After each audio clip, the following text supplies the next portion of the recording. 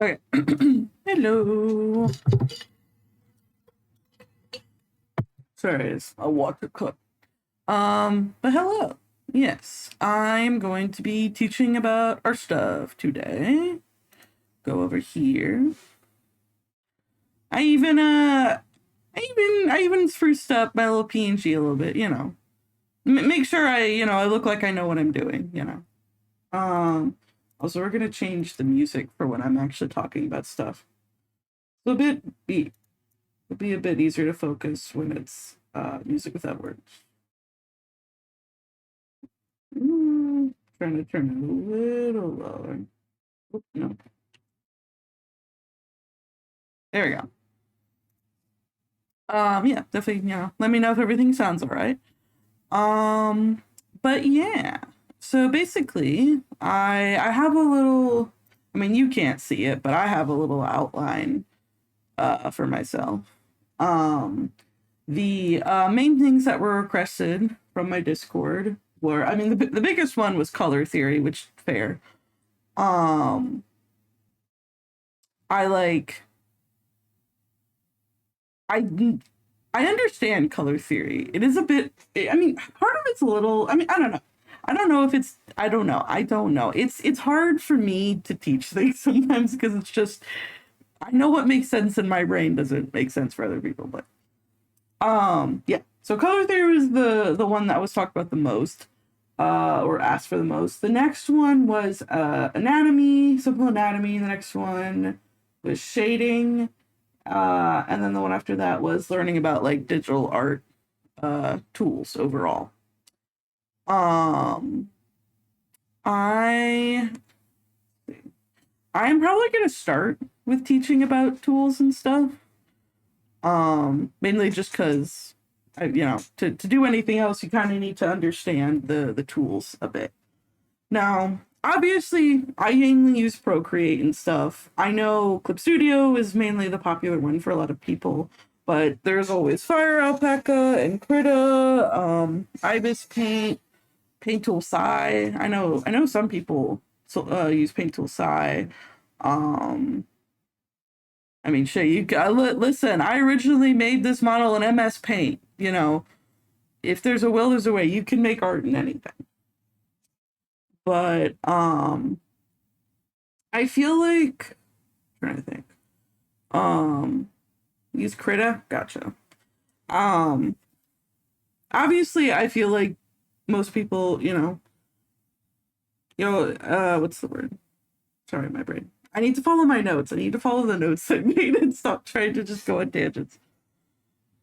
Yeah, no, that's how I was. I started out traditional. I tried to do digital art a little bit when I was like a teenager. I got scared of it and stopped. And then college forced me to be a digital artist again. Uh, Mainly just because I wanted to get better at it. And then, funny enough, the moment I got an iPad, as COVID started, I actually started. I genuinely feel using Procreate and getting an iPad was like a really big jump for me personally, which is why I like to say, I look, I know some people don't love it or whatever, but I think it's a really good program. I personally like it as someone who has a harder time with programs with like all the complicated stuff. At least complicated in like what's the word? There. I mean, as you can see, like this side, there's only about 5 different like buttons. Same here, but pretty much you have the 4 different buttons here. And then you just have your sizing right here. You have your opacity for brushes right here, and your undo and redo button. So again, I can't use Procreate for everything, but I like to use it for a majority of my stuff, just because it is what's worked best for me for drawing. But anyway, I feel like a lot of the main tools that people, or at least something that like, because this is something I didn't know, but the main thing that is like pen pressure and stabilization. That is something that like I feel like what's the right word? The the best way, at least for me here, I can open up the where's it? Where's pen pressure? Here we go. Preferences. pressure, and smooth. So no matter what program you are going to be on, there is there's stabilization. You need to write this down for the test later. Yes, there will be a quiz at the end, and if you fail, you have to go to detention, and detention is me just meowing for 3 hours. But yeah. So yeah. Now I will say, again, every program works differently. For Procreate, at least, they have an overall stabilization for your brushes, and then they have they have like the main kind of pressure sensitivity line. And so I will say I'm not going to touch mine, mainly because I don't want to mess it up. But this is personally what has worked the best for me. So here, let me pull up an actual brush and not a stand. But so I wish, here we go. But so yeah, so mine is what works best for me. So something I feel like you'll notice with digital art is there's almost like an ever so slight delay from like how you're drawing. Like you see how I'm, and that kind of comes from the stabilization, essentially. Stabilization, like it makes your line smoother. Again, I have I have my stabilization at 37. This is how, I'll be honest, I don't believe I messed with the what do you call it, the app pressure sensitivity too much. I feel like a lot of the ones you'll see will kind of look like this. And again, my biggest thing with stabilization pen pressure is you need to mess around with it.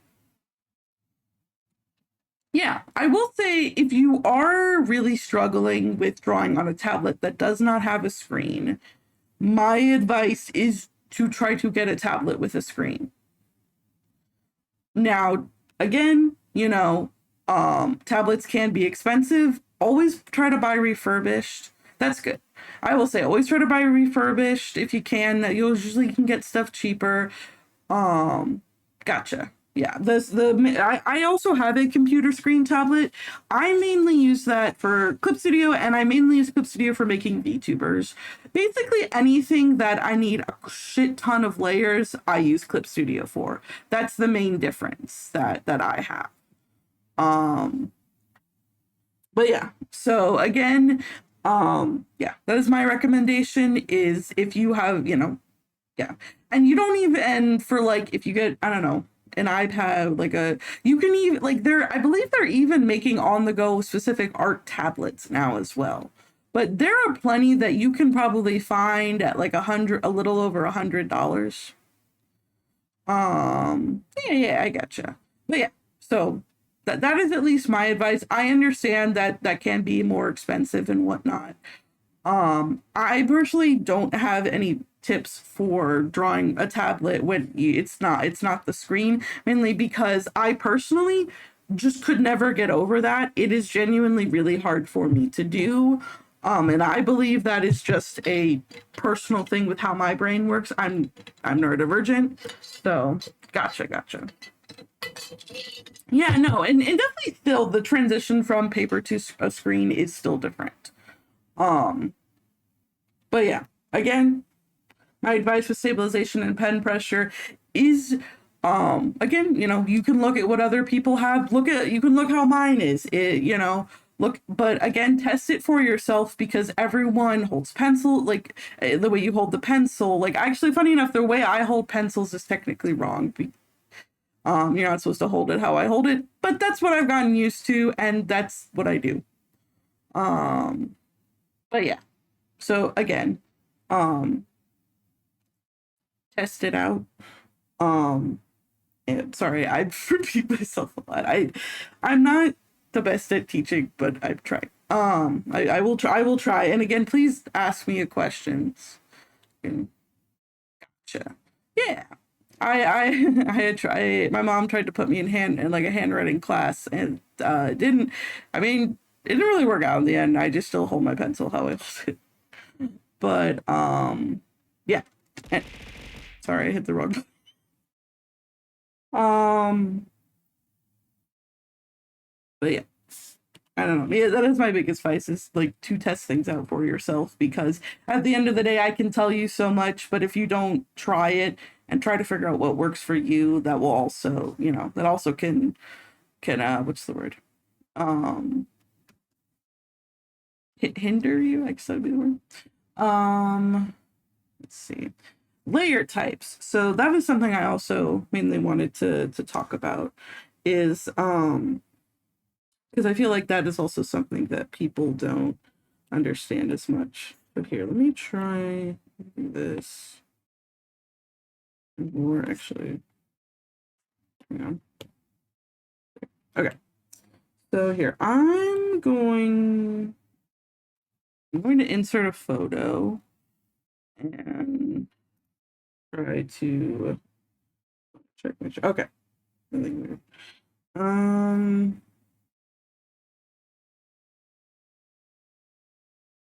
Okay, here, I'll put this drawing I have here. Okay. So we have this drawing. So another thing is just so another thing is, but yeah, as I was saying, layer types. So something you will see for whatever program you're using as these different types of layers. Obviously, I don't know every single type of layer and what all of them do. The main ones I am familiar with are multiply. People will use that for shading. A lot of the times people will, filter the opacity. Now, something I have seen people do is the 60-30-10 rule. I'll be honest, I don't know that rule. But yeah, so something that people will learn is, or some people will do, I've seen them do, is where they they have it on full opacity and then they'll have it go down depending on what level of how dark they want it to look. But that's what a multiply layer does. It makes things darker. A lot of the time people will use purples or various stuff of that for making for shading. But yeah, when you make a character, generally they should be I gotcha. No, yeah, that is a good rule. I'm bad with the names of things, so I know what you're talking about now. But so yeah, and so then another thing I have learned is color dodge. Color dodge is when I have learned it's good for highlights. That is something I've seen. So like if I clear this layer and then I just take the opacity down a little bit, it could be good for getting a highlight. But yeah, a lot of times with using white, but hi Katie. But yeah, so I will say, yeah, color dodge, that is something good for highlights. Add is also, add is basically a light, is also, a lot of times people use it for like highlights. I personally use it as like a highlight layer. Overlay, I will personally use for making shadows more, can like messing around with like the saturation of shadows. That is personally what if I've used overlay layers for. So here, let's just, I should probably be clipping these. There you go. Yeah. So let's say we have this shadow right here. We have this shadow right here. This is something I tend to do a lot of time with like when shading skin, I will do this. But with like an overlay, a lot of times I tend to use orange for this. But yeah, and a lot of times I'll make it a little bit darker as well, mess with the opacity. And then what you just want to do is then just blur it. But you see how it creates that like saturation, essentially? It creates like a yeah. So that's mainly what I will use overlay layers for it, but that's what they do. All right, let me look at my notes again. Is there any other types of layers? I will say there are a shit ton of type of other types of layers. I sometimes we'll just use them to mess with colors of stuff. So something fun to do is you can just use them for messing around with colors and how it affects your drawing and whatnot. A lot of times I will use it for like finishing touches of things. That's at least my recommendation. So then the next thing I will say is so let's try, let's see. So obviously you saw me do the clipping layer thing. So I will say a clipping clipping layer will be like your best friend. When you have something clip, just see, and it just fills whatever it is in. That's what the clipping layer does, essentially. Whatever is the bottom layer is what the color you put on top does. So yeah, that is basically what it will do. Then you have something called an alpha mask. So this is something I will also use. So an alpha mask, let me see if I can. All right. Yeah. So I'll have a square-ish square. We just have a blob right here. So an alpha mask is, so let's say we clip something onto this layer. Actually, we don't have to do it like that. An alpha mask, or it is called an alpha mask or alpha lock. I believe it's just, it's either called, it is, I know it can be called different things in different programs, but it pretty much means the same thing. So maybe you just want a singular object. You don't want to have to do a clipping layer for it, but you want like a singular object to like wherever you draw just goes on the object. That is what an alpha layer or alpha mask will essentially do. So it'll act like a clipping layer, but it's all in one thing. So I will say if you erase on a layer that is alpha that has an alpha mask, essentially it will erase. So that is something to keep track of. If you don't want if you want to be able to erase, you can use a clipping layer, but if you don't really care about that, you can do an alpha mask. Right. Let me see. Is there anything else I'm forgetting? I mean, obviously there's opacity as well. Just will depend how visible your layer is.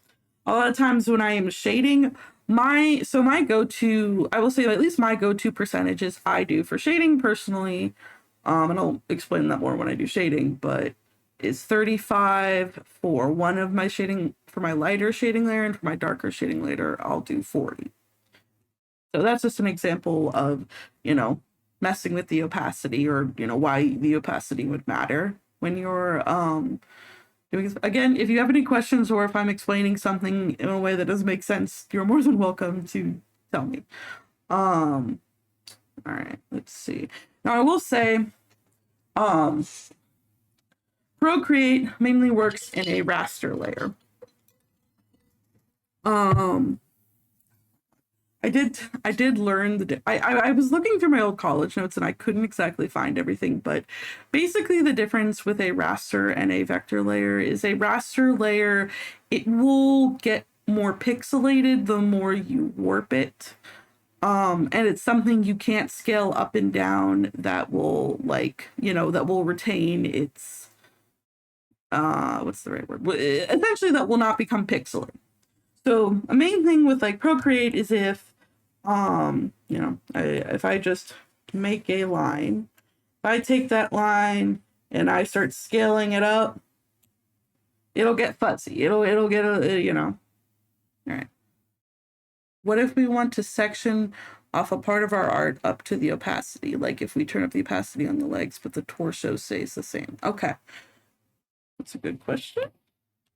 So with that, I will say I believe you cannot if it's all on the same image, I believe, let's see. Yes.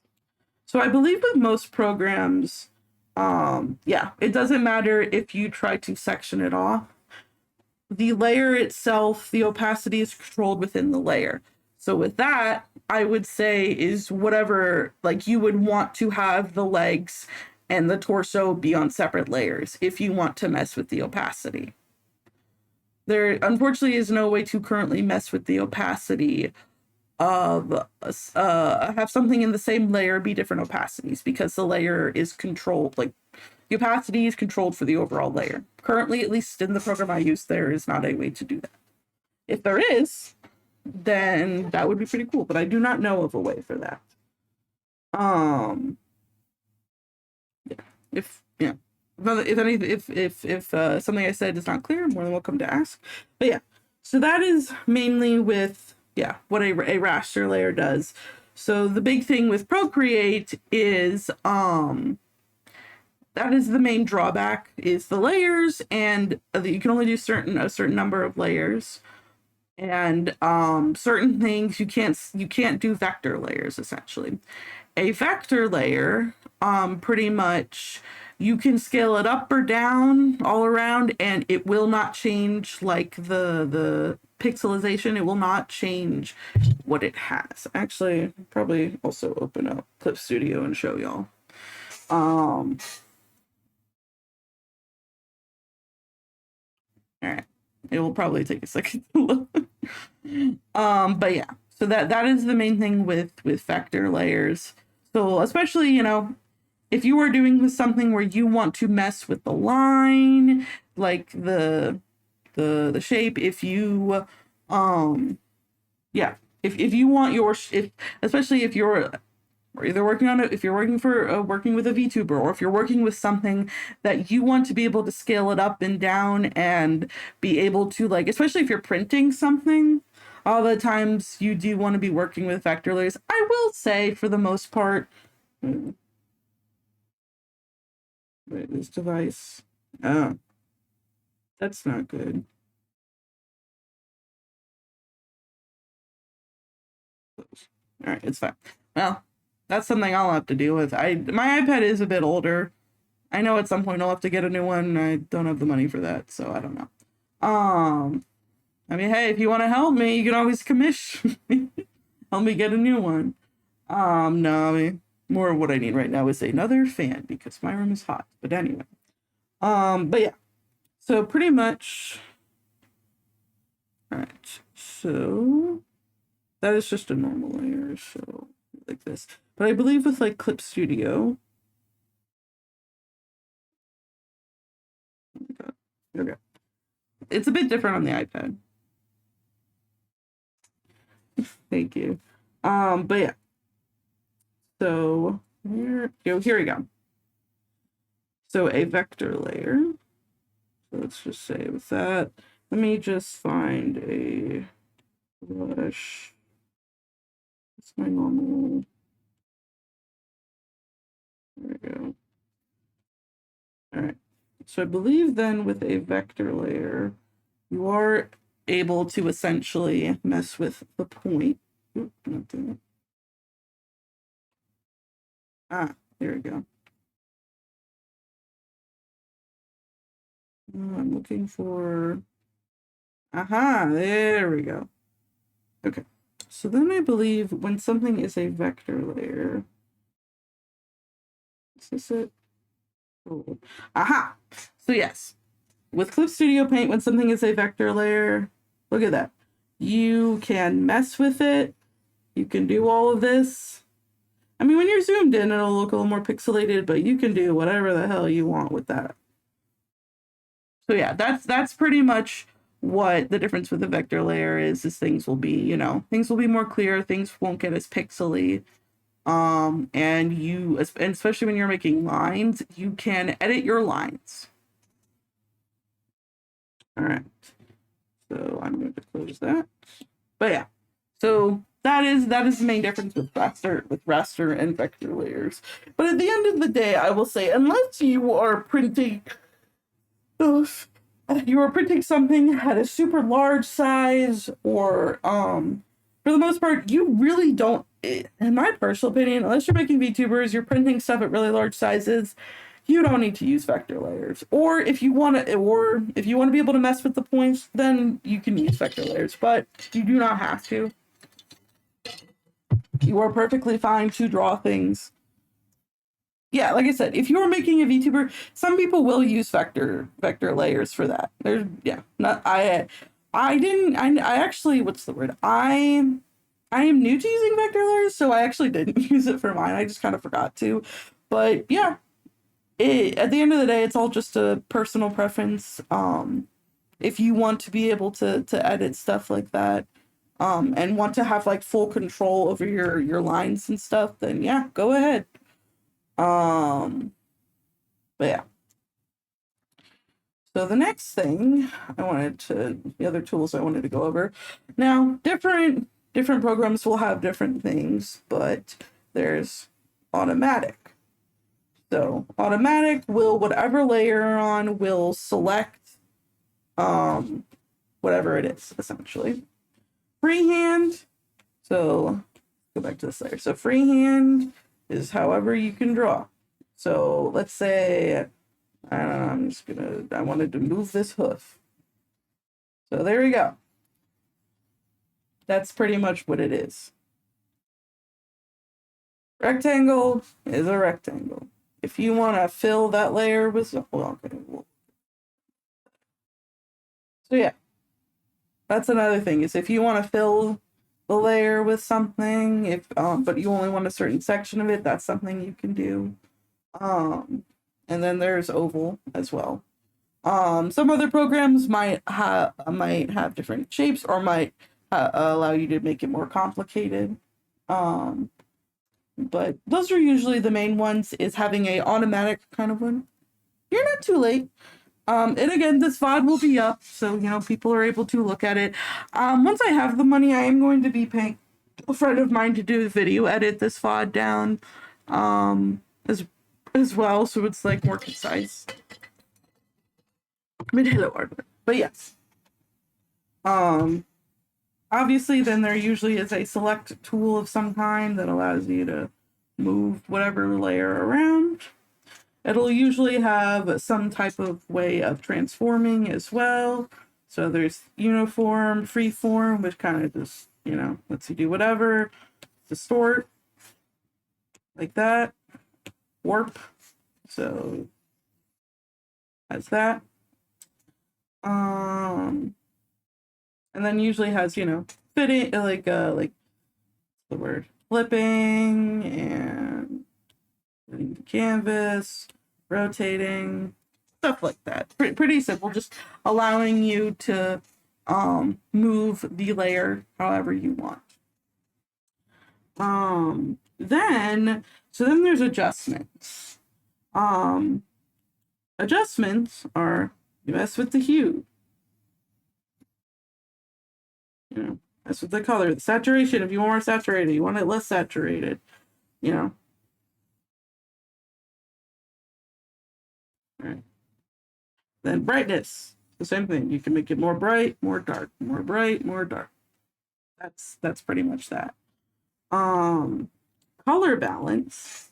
So this a little difficult, mainly with color balance. It's not exactly like the what's the word? With the color adjustment, that is more just kind of overall adjusting the colors of the piece. Color balancing kind of it's a bit more nitty-gritty, where it will highlight the colors that are already there, but it's not and it'll make them more one way or the other.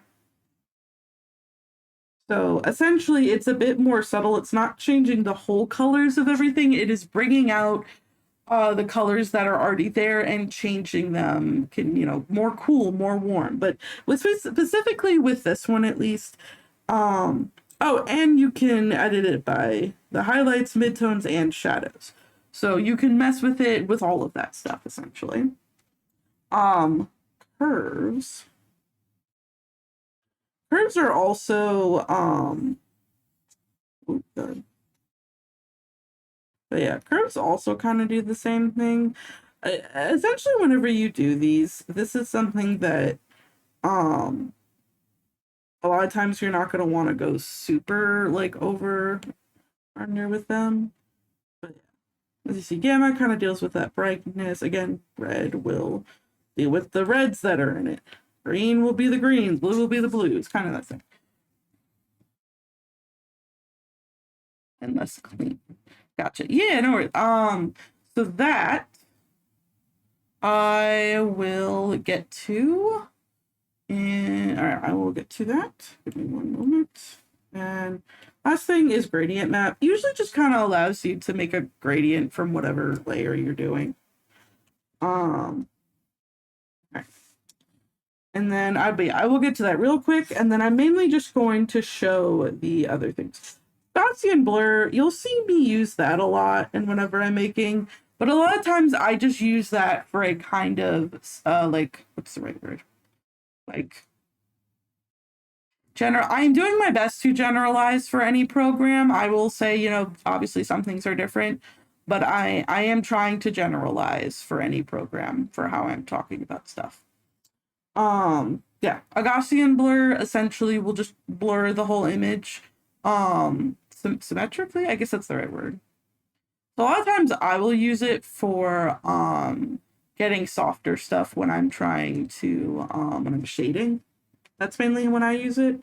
Motion blur will, the blur is kind of a bit more deals with motion. So that kind of stuff.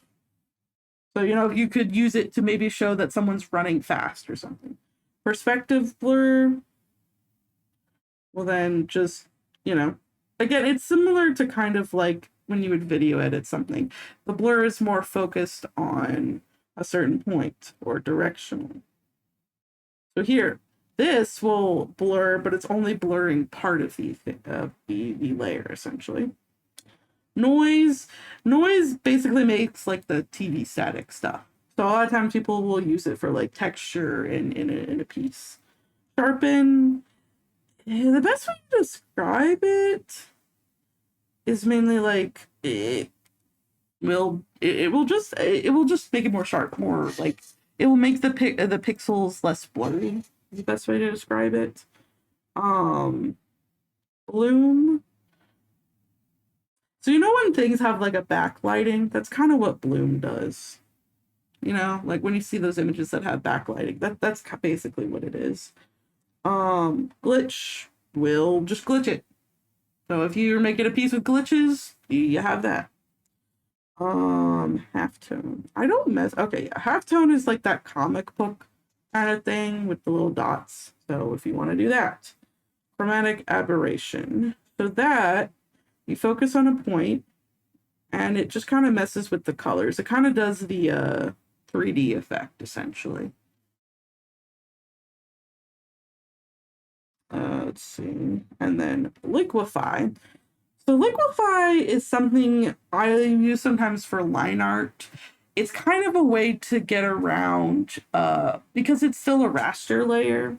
So I will say it still will make things slightly fuzzy, but it is not as noticeable, and it's something you can use if you are using raster layers and you want to mess with your line art. That is something that I use sometimes. Clone. I'll be honest, I actually don't know what clone. I hope that's it. So, all right. So that's the only thing I don't know about. You have to look up clone yourself. But yeah, all right. So the thing you were asking is, how do I make a brush a texture with a little / more rough, less clean? So there are different ways you can do that. So it is different in each program how you add and edit brushes. I will show how it works in Procreate. Again, it can be different across all things, but I will try to explain it in the best way possible that is a like neutral but generalized for different programs. So let's see. Let's take this line brush. So I'm going to duplicate it and we're going to go edit it. So start with the stroke path. Stroke path, just how the pathing works of how you're drawing. Stabilization, a lot of brushes, even though there's an overall stabilization, you can go with certain brushes and edit the stabilization as well. That is something you can also do. Here, like this one. Yeah. Let's see. There's some taper. It's not the shape. So, if you want things to be a bit more rough, edit the shape source. So a lot of the times, like what some way people will make brushes is they will like use a traditional art tool and they will make a line or make the shape with it and then import it into whatever program they are using. So for here, let's just, I don't know, import a photo. Try to see if I can find something. So I don't know. That's the shape I'm importing. So, and then I hit that.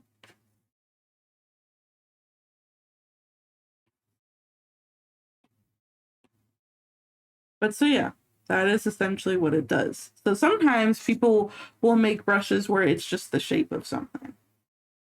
So that's essentially a way that you can texture a brush is you import a shape. Some programs may have other shapes for you to use, but if you want a textured brush, I will say Clip Studio. There is the Clip Studio store where plenty of people put free, or you can even get those clippy points. Sometimes you can just get them. They'll give them away sometimes, but there are plenty of free brushes that you can use for that. But for any other program, you have to, and I will say, because I don't know how every single program's brush editing works, but there should be a way for you to edit a brush and you to put whatever image you want for the brush. So we have this brush, so yeah. But yeah, as you can see, the shape of my brush is that original image. See?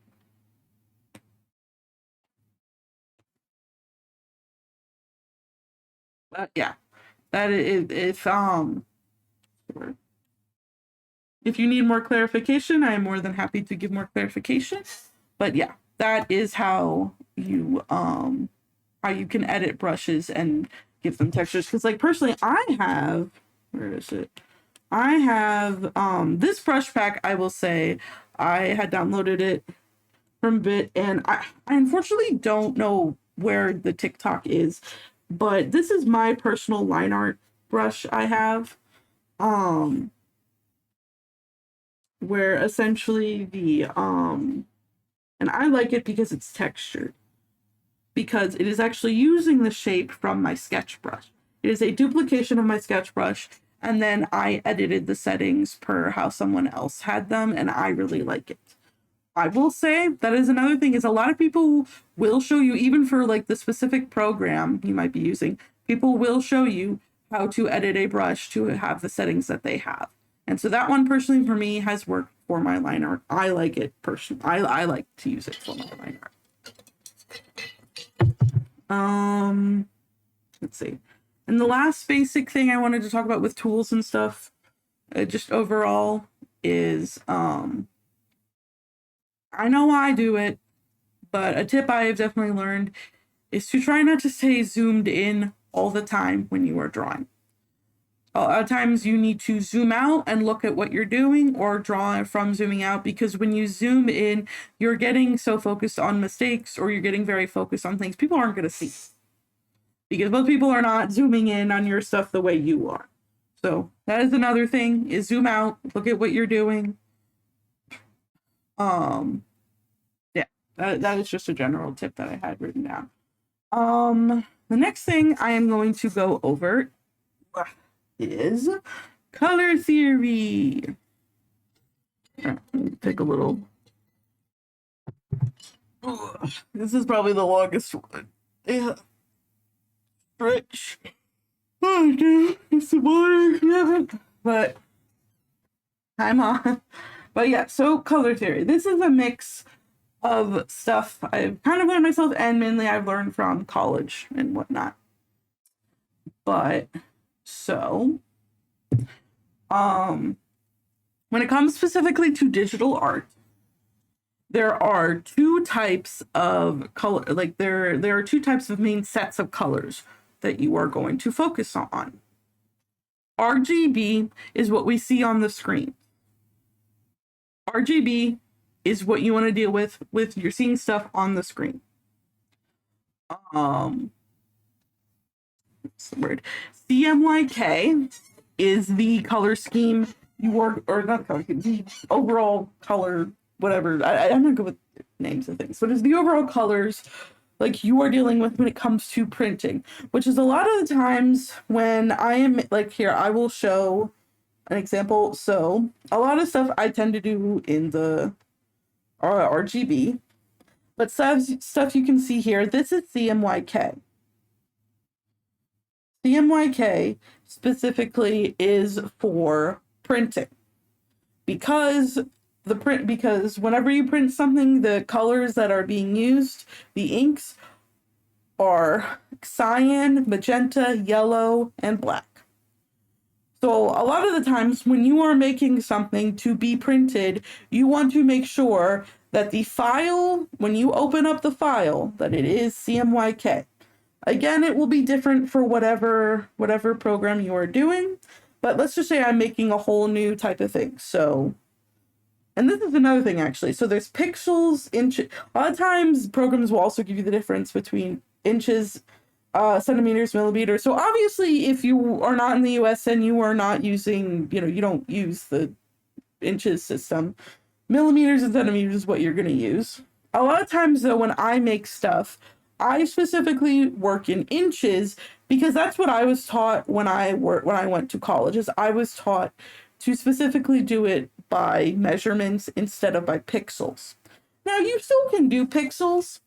I will say, some things when you upload it will only be a certain amount of pixels. So I will say you always, in the end, want to pay attention, even if you are using measurement instead of the pixels, is to, find out whatever the pixel dimensions of your stuff is. But so yeah, so I'm using inches. So I don't know. I'm going to make it 3 by 5. And color property. So the color profile. So there's different. So I will say I haven't messed with the other RGB. I just use it. Same thing with CMYK. I haven't messed with all those other ones. I just use the generic CMYK profile when I am making something that is. And so something, as you can see, is the colors do look ever so slightly different with it being CMYK. But a lot of times you do want to work in that because it will work better for when you are printing stuff, especially if you're sending it to a manufacturer. So, yeah, if you were ever dealing with printing your artwork, you want to work in CMYK. As I just said, CMYK, it is the type, it is the file type, it is the color profile of what you were doing. CMYK, that is again, CMYK is for printing. CMYK stands for cyan, magenta, yellow, and black. RGB, red, green, blue, is for screens. RGB specifically is for screens, though, and that will be when you are making something that is specifically just going to be on screens. You will deal with working in RGB. Those are the main differences.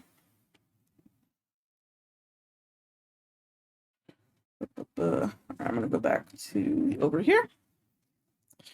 So now I am also just following my notes. So again, feel free to ask any questions. So most programs will have a different way for you to look at your color. We're going to be using the color wheel because that's what I tend to use the most. So actually, before we do the color wheel, because I didn't want to talk about this. So another things. Now, to be fair, tint and shade are more just the like, it's the word I would say more professional term for stuff, and this is more for traditional media, but I feel like it's just something good to know as well. Tint is how much light a color has, and shade is how much black a color has, or how dark, how dark it is. When you are working with digital media, it is usually just combined into brightness. So brightness, how much white is in, how much light is in your color. And then if it is all the way here, that is how much light, or how dark a color is, the absence of light in your color. That is something you'll want to deal with. Saturation, that essentially is just how, another way to explain it is like if you were mixing paint and you were trying to get like a darker or lighter paint or something, let's say you were trying to get a really dark purple, but it's looking very muddy.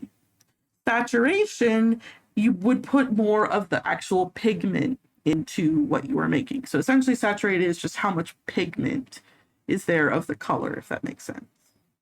How intense the color is. If that doesn't make sense, I could try to explain again, but that is how I understand it essentially. But hue.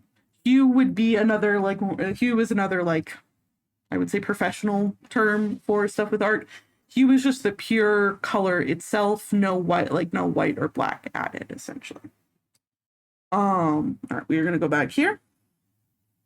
Actually, okay. So we're gonna go back to the color wheel. So when it comes to color theory itself, we have our primary colors: red, yellow, and blue.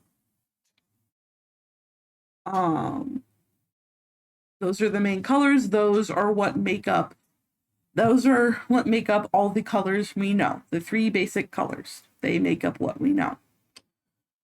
Secondary colors. So adding two colors together to get a different one. So for secondary color, green. When we add blue and yellow together.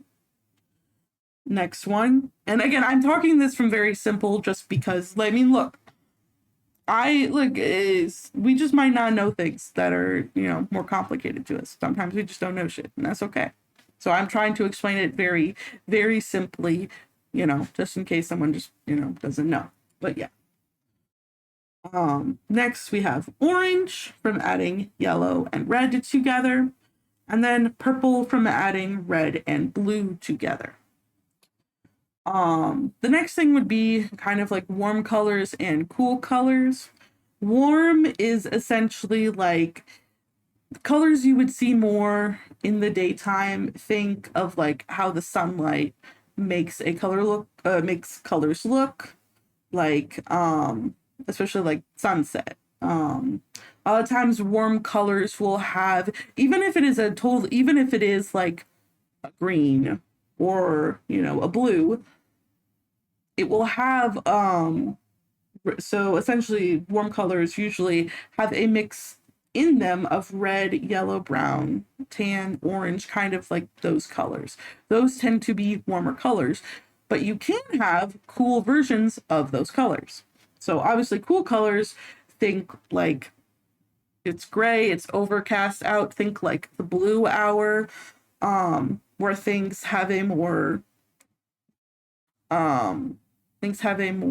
blue green through blue violet kind of feel to them.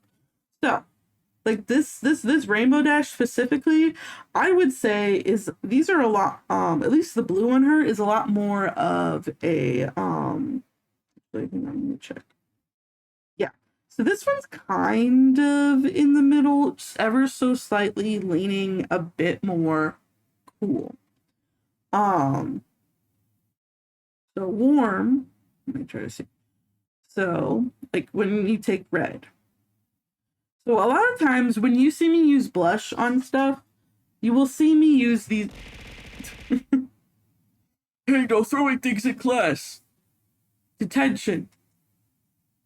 Detention for you. Put the dunce cap on. But yeah, a lot of times you'll see me use warm colors, especially for like blush and whatnot. Now, obviously, you could use a cooler color if you want. A lot of times when people use pinks, they'll go a bit more into the cool. But so something, oh, no, you're fine. I'm just being silly. But so something you will see. So do you see how when I go on the color wheel and I'm moving it more towards the blue and the purple, how it gets cooler? That's mainly what it is. Blue, sorry, I just heard a weird noise. Blue, green, purple will give you these cooler colors. And then, so same thing. Hey, you're getting a star taken off your chart. You're losing a star today. You're going on yellow. But yeah. So if I'm hoping I'm explaining this correctly. If something is not making sense, please let me know.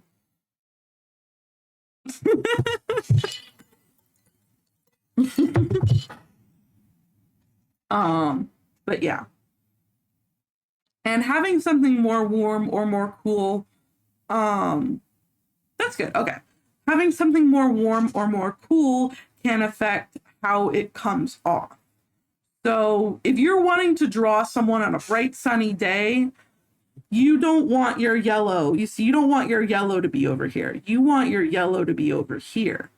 If you're drawing someone and if you're trying to make a piece that's more sad, you would want your blue to be more here. You don't want your blue here. You want your blue more over here. Whatever piece it is, you like, whether it's just where it's happening or the emotions you're trying to put into it, warm and cool colors just essentially, can make a piece read differently. I tend to use warm colors a lot just because it's what I like to do. But obviously I still use cool colors as well. So yeah, warm and cool colors can affect the mood, the emotion, what it gives off, the time of day it gives off, stuff like that. It can even give off the personality of maybe if like you're drawing a character. Okay. So now here's where we get into the things that I feel like people get a little bit confused about, or maybe a lot. Complementary colors. So, complementary colors it is whatever color is on the opposite of the wheel. So if I'm on red, I go over here to green. If I'm on orange, I go to blue. If I'm on purple, I go to yellow. That's pretty much how it works. A complementary color is whatever is opposite on the color wheel. A lot of the times you will see complementary colors in advertising and how people design characters in just the holidays itself. I mean, Christmas is red. You think of red and green. Complementary colors they complement each other because they're opposite on the color wheel. They look good together because they're opposites, if that makes sense, essentially. It allows each color to show itself off. Like I personally like, you see in like my other designs, I like green and red a lot. I like it personally. And it's what I like using in a lot of my designs. And I know how is it Mike? Knits, maybe. I don't know sure how to pronounce it, but how they were saying earlier with the 60-30-10 rule. A lot of times, yeah, when people are designing characters, you have 60% of the piece is one color, you have 30% of the piece is another color, and 10% as like an accent color. My knits, like knitting? I get you. But that is, you know, that is what a lot of people will do and whatnot. I personally love doing complementary colors in a lot of my designs. Like here, I could probably see if I can show y'all anything. Let me see if I can find an example. Let me look at OCs. Maybe that might be more helpful. Like, I don't know if you can see here, but this character, they have a lot of purple in them. So whenever I am like highlight or accenting, or I don't know if you noticed, but their skin, hi pink. Ah, gotcha. But their skin has a more yellow tint to it. Like, it's actually pretty close to my skin color because I have like yellow undertones in my skin. Let me see if I can find another example. Let's see. I mean, like you can see here, I have the background. Now again, this is busy, but it was supposed to be busy, but I have the background, like I have the skin color is purple, and then I have the hair is yellow. It complements each other. Let's see if I can find another one. Or here, how I have like the hair. I have like the hair, and on some of the like details is blue, but then I have orange as the eyes and the background color. It looks good together because they are opposite colors. Now, obviously, that doesn't mean you have to always do complementary colors. You can do whatever you want. You should do what you want. Oh, sorry, I didn't mean to hit that. That's the OC I'm working on. I think you get a self-insert for easy. Anyway. Okay. Yum.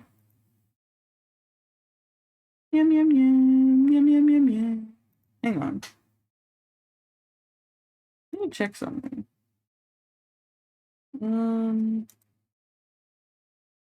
Just noticed something. Sorry, 1 second.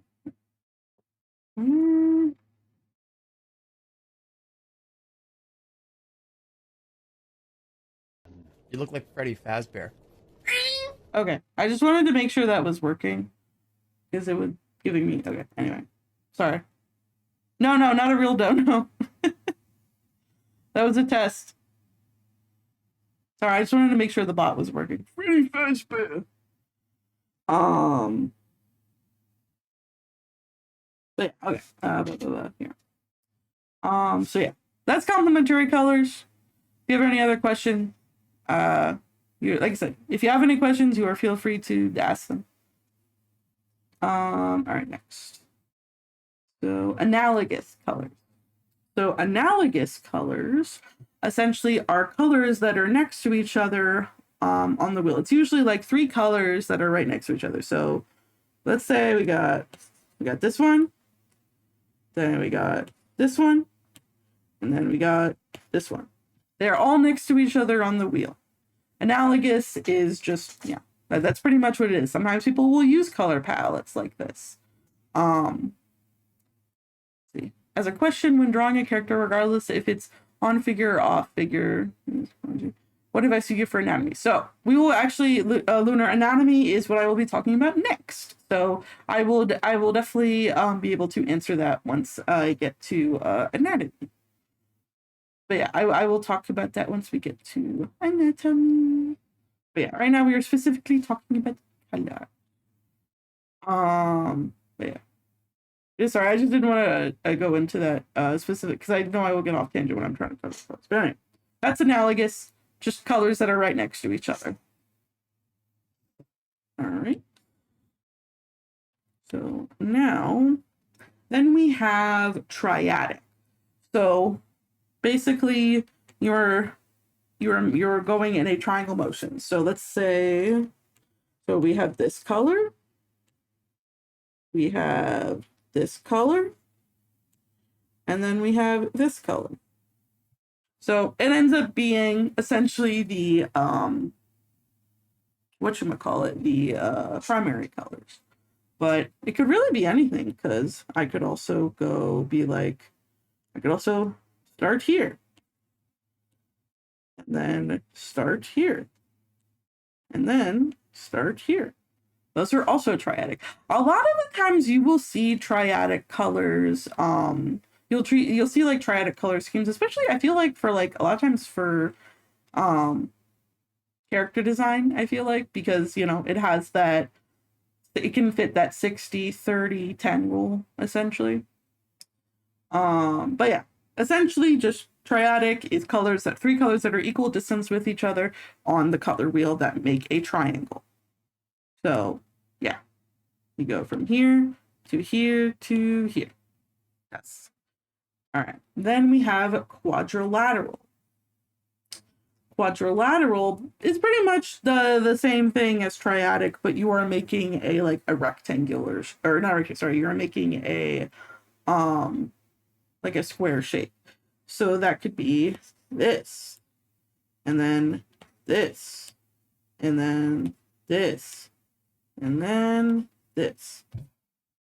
So again, a lot of these terms kind of can go a bit more for like the professional side of art, I would say. And it's not something you always necessarily have to focus on, but I feel like sometimes it can be a good way to get a color palette if you have no fucking idea what you want your color palette to be. Those are some ways to help yourself essentially. And the final one is monochromatic. So monochromatic is your hue is not shifting. This does not move. Your hue, but your brightness and darkness is shifting. Now, some people could say you could technically ever so slightly, yes, you're monochroma. But I will say for the most, you're good. For the most part, monochromatic, especially when it's like traditional, it will usually just be how light or dark your hue is. Technically with monochromatic, I would say you could probably inch ever so slightly on the hues over, but it's not technically monochromatic if you do that, but that's another thing. So sometimes people will make pieces that are just fully monochromatic. A lot of times people will shade in like grayscale because it's monochromatic and it allows them to see the light and the dark when they are shading stuff. That's something I know some people do sometimes. And then for oh, I didn't need to do that. Sorry. No shit. I didn't mean to do that. Hang on. Ooh, actually. Nope. Fuck. Okay. So the next main thing I wanted to talk about. Let me see if I can just like really quick just make a face. So say goodbye to Rainbow Dash. So we're gonna make a face. This is something I wanted to explain because it deals with color. All right, but let's say we got this guy right here. So we got this guy. Then oh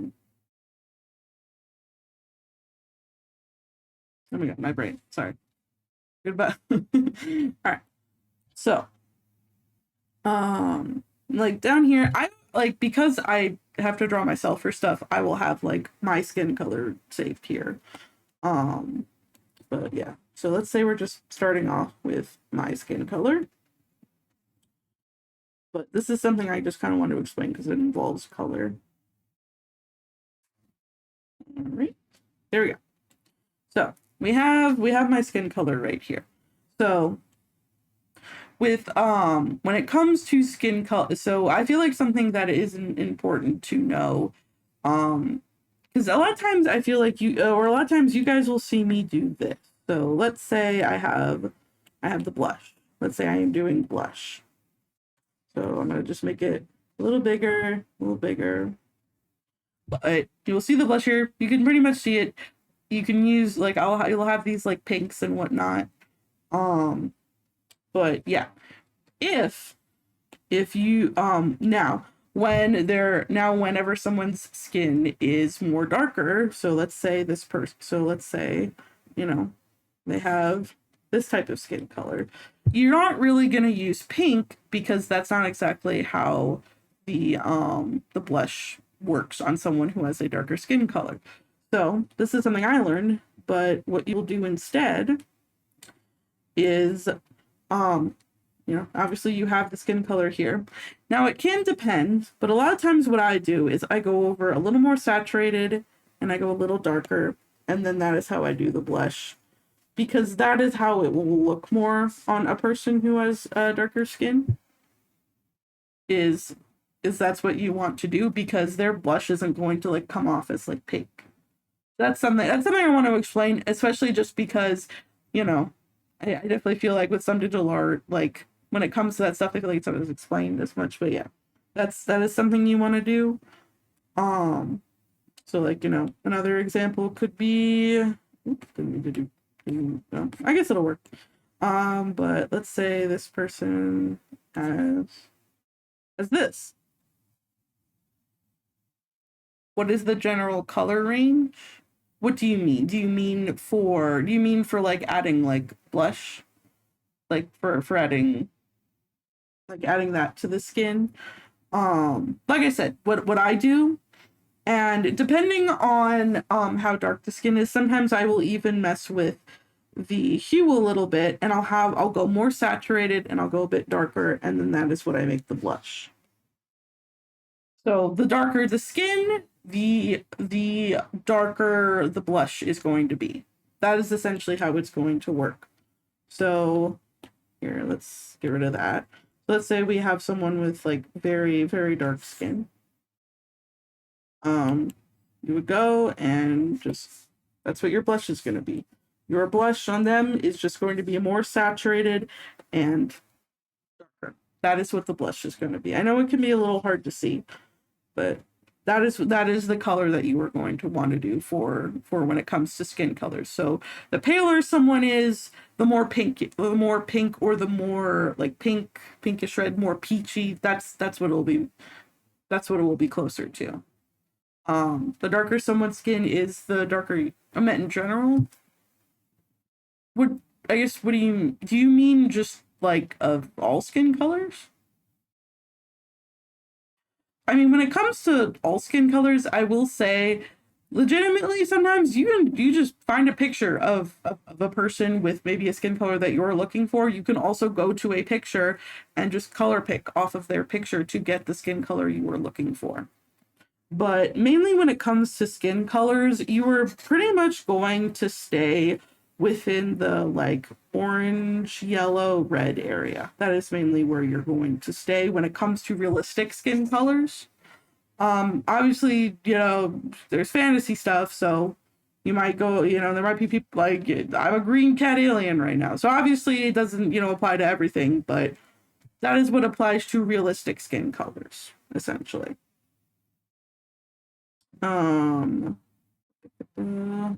But yes, I believe that should be everything for color.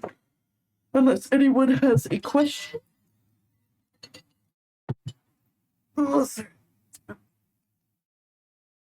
do it a stretch. Stretch if you have it. It would be a stretch.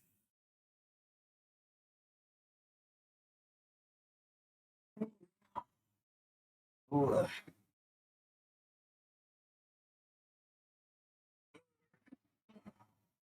Ooh. Okay. Just trying to get my. That is another good tip. Stretch. Always stretch when you're trying. I don't do that as much, and I should. Okay. So now we are going to go on to, excuse me, anatomy. So, hang on, I'm gonna try to get this all on a thing.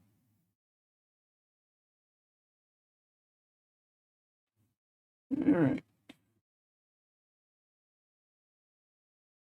All right. Yep. Okay. Hang on one second. I'm gonna move my fan over. I need more cool air. Oh. Just a reminder, my birthday's coming up soon and my room is very hot. You can help me get a cool fan that will make me cool because I run hot. Alright. So, one of the biggest pieces of advice I can use, especially if you are starting out and you really have just no semblance of anatomy, of drawing anything, is tracing and referencing. So, what is the difference? Obviously, referencing is, so every program will have a reference that is kind of different, at least for how Procreate works, is, is I just pull up the picture right here. So, referencing would be then me taking, would be me then taking it. So I look at this, and it would help if I have the right brush. But yeah. So then I just kind of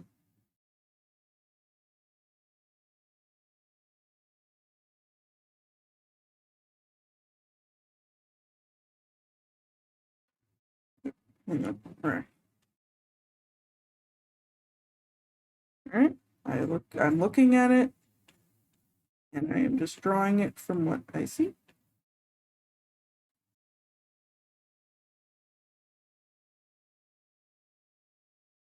All right. I will explain a lot of what I'm doing in a second, but I'm just trying to very quickly just show you from referencing.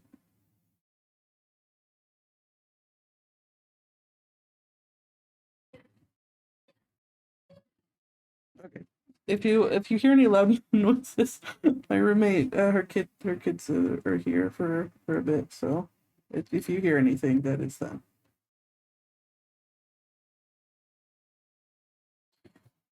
Mm-hmm. Do like this, like this.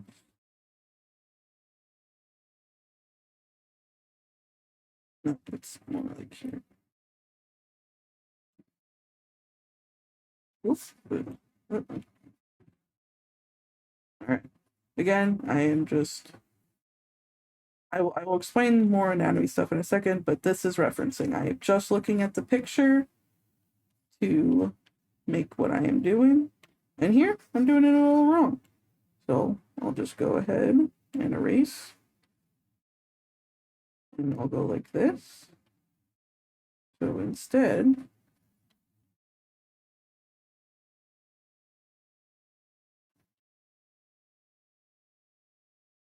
all right.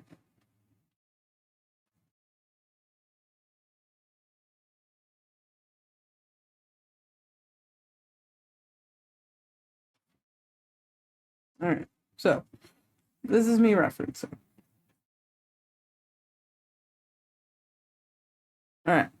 I referenced. Again, it's not perfect, but that is referencing. You are looking at a pose and you are trying to replicate it. Now I will show you an example of tracing.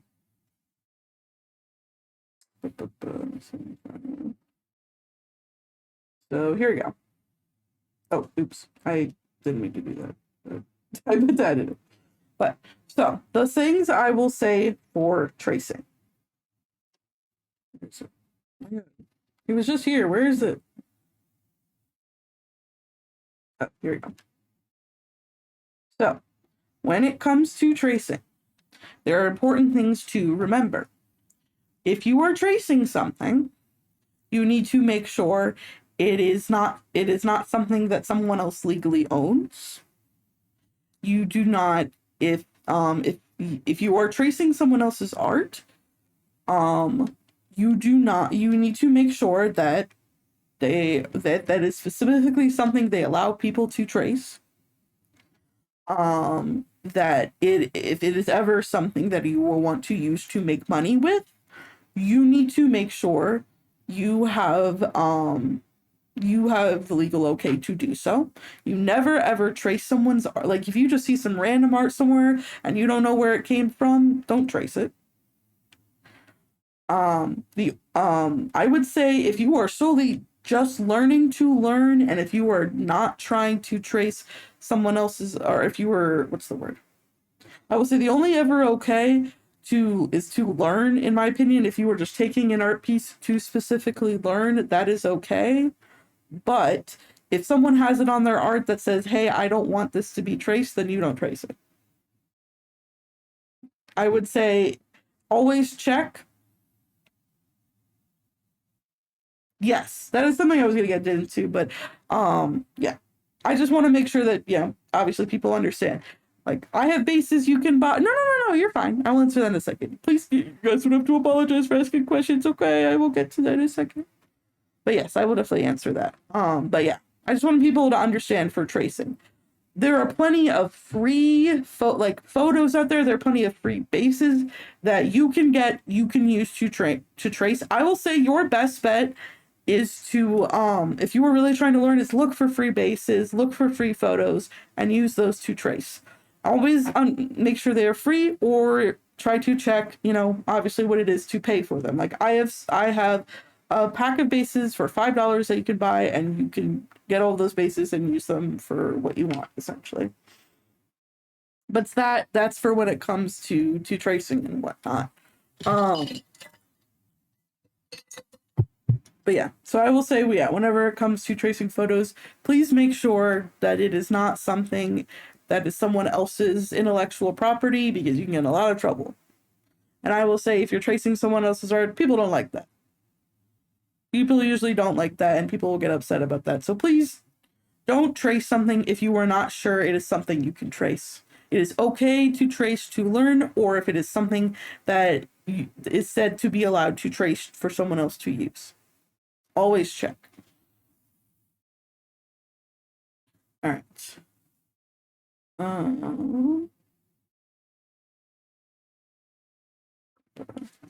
But yeah, so you said, do you find that tracing the shapes on the body that is invisible can be helpful? Yes, that is something I also learned in college. So if it comes to tracing a body, and for the shapes that you can't see, so let's say, we have this guy's arm right here.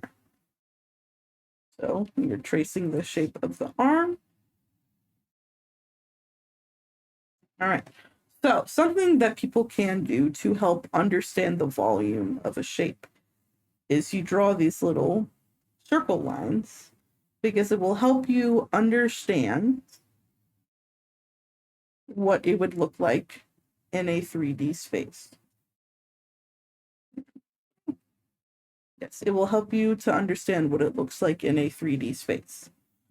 And if you want even more, something you can also do, you make the full circle to understand what it will look like, as if it was something you can see through.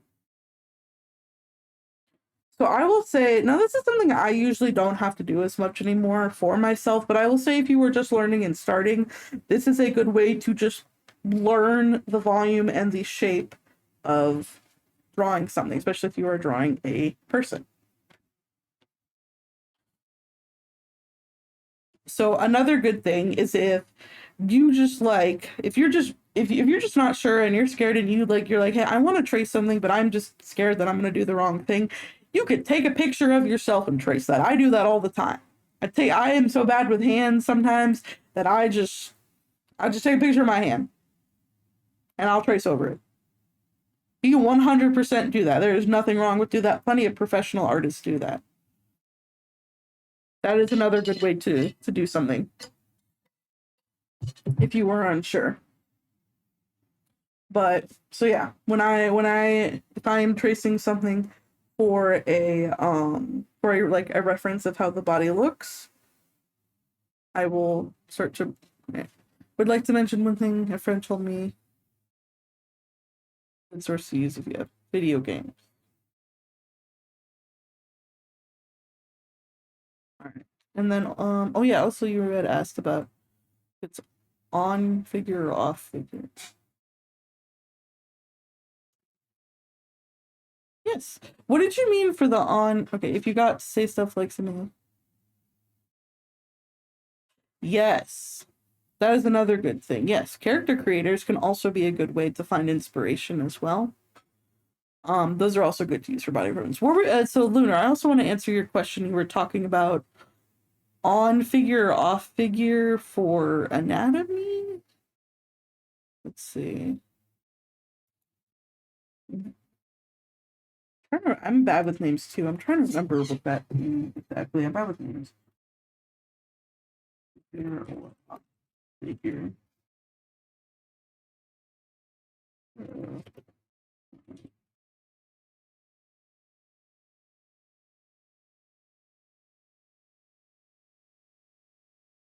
Um,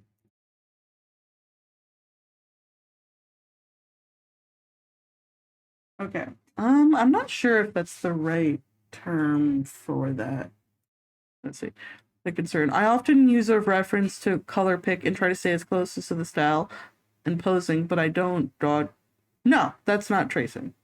Tracing is what I'm doing right now, where I have a picture, I have a photographic picture, and I am just tracing that to get the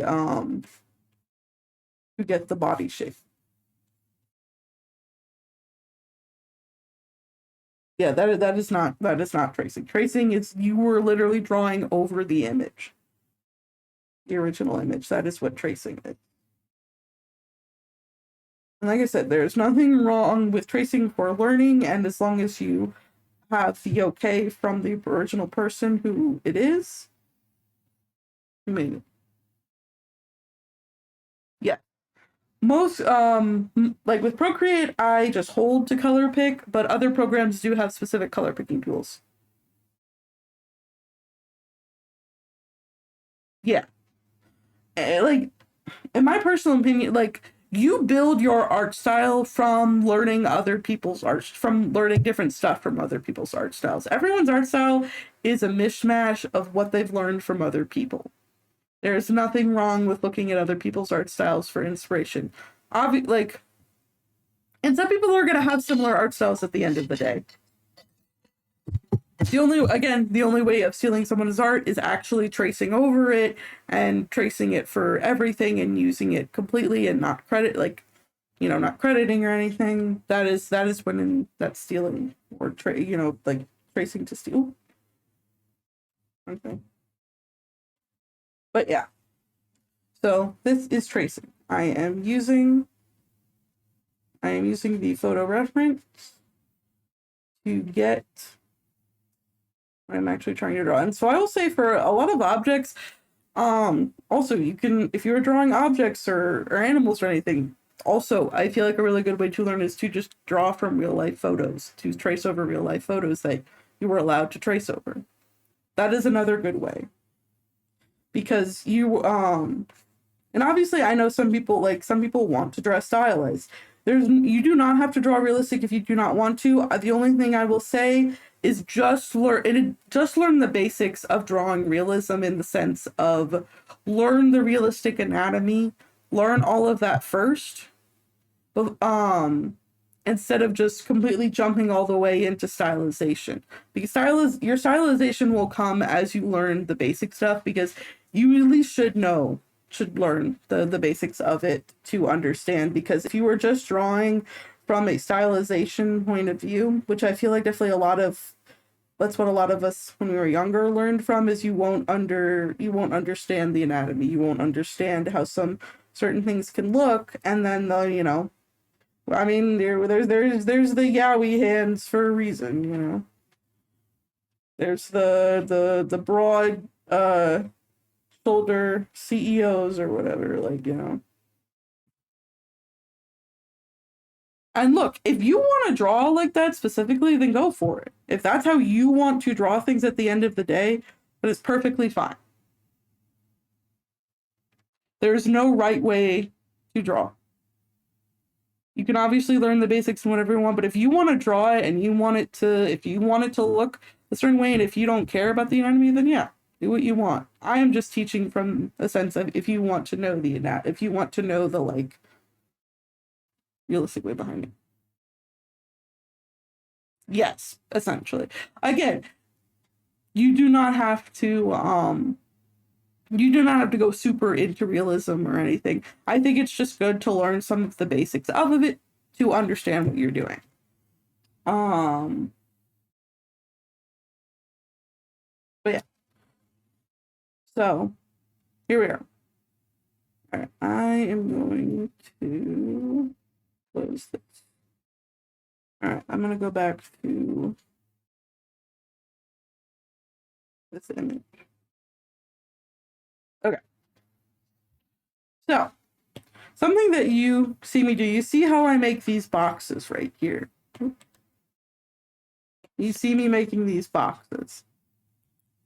So for drawing anatomy, if you were just drawing anatomy at like a very, very basic level, if you're just drawing a person, whatever. Yes, learning the rules to know how to break them. That's a good way to put it, essentially. Yeah. But yeah. So a lot of times I feel like you will see artists, they'll start off with the circle, they'll start off making the head. They'll start off like this. Then they'll do a line. This is called your line of action. So however you want the person standing. If you just want them standing straight on, by the time people will do this for character reference sheets, then you're just gonna draw them straight on like this. And so if you were drawing from nothing, you're just drawing, the box is pretty much how you are breaking apart the body. So you have the upper box, which is the torso. This right here is the torso. Or not the torso, the chest. My bad. Sorry, my brain. All right. So you have the chest. Then you have the torso, which is the middle area right here. The torso. Then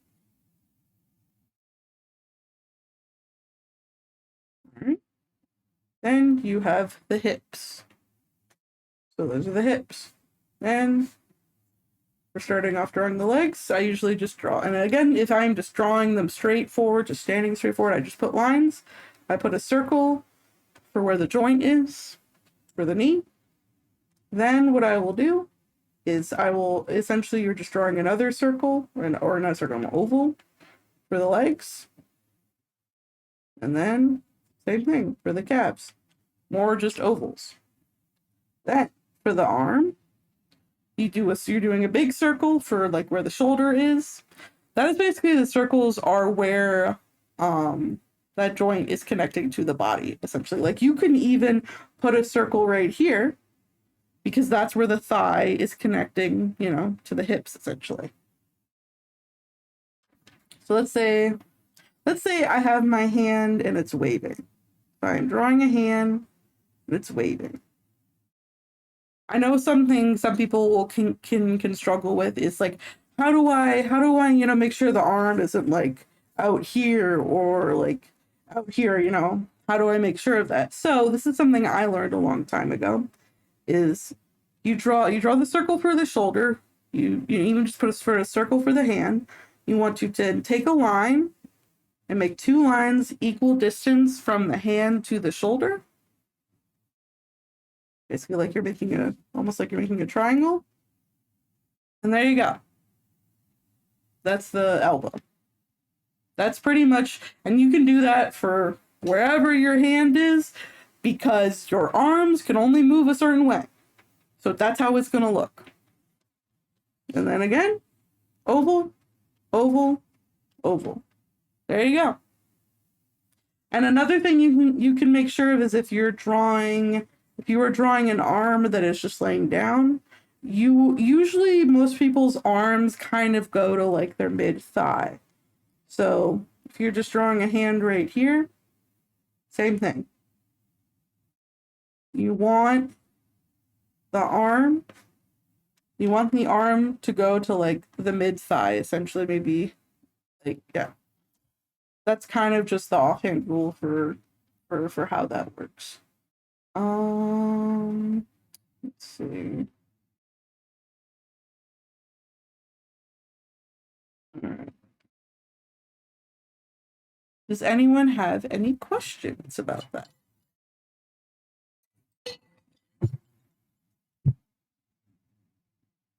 Any questions about that?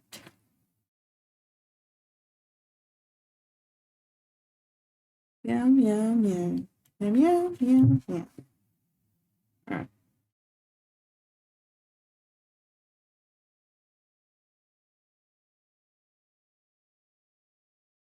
All right. No one has any questions. I will move on. So, oh shit. Light refraction. That's not art. I don't. I don't know what that is. Wait, or ambient light. Oh my god. Yeah. Wait. That sounds like a science term. Are you talking about lighting? Like a light source?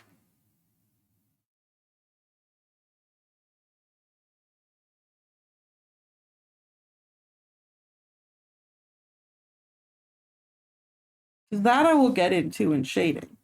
Right now I'm talking but yeah, I will talk about if you're talking about like lighting and stuff like that, I will talk about that with shading that I have.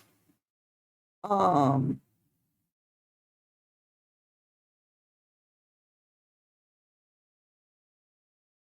Gotcha. Yes, I will be explaining that in the next section. But yeah, here I'm going to teach some portrait structuring stuff that I learned in college. Like I literally have the picture pulled up right now. And if y'all want the picture as well, I'm more than happy to put it in the Discord for people to use. But this is something that like this was like my first drawing class that they taught us. So if you are trying to draw a head, you will start off with a circle. Most people do. Then, for the chin, you'll kind of make another circle right here. And then you're just kind of going for an egg shape. Obviously, people have different shaped faces. But this is just kind of the very basic overall face. Again, this is just a very, very basic head shape to learn. And then you can make it more pointy, more square, more round, whatever you want to do. Because everyone's different.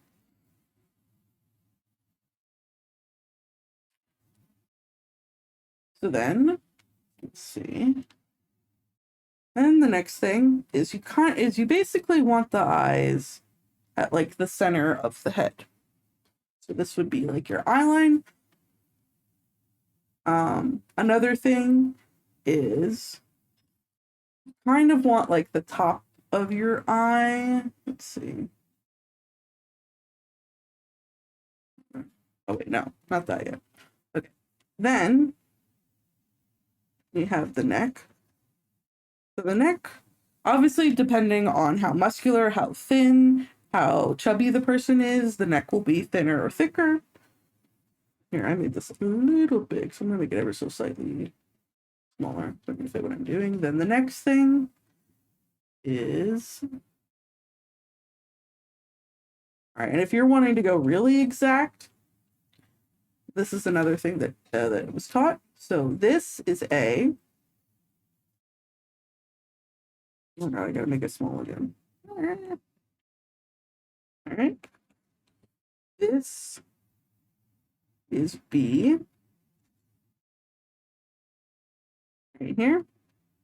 And what he put is that B will equal 2 of A.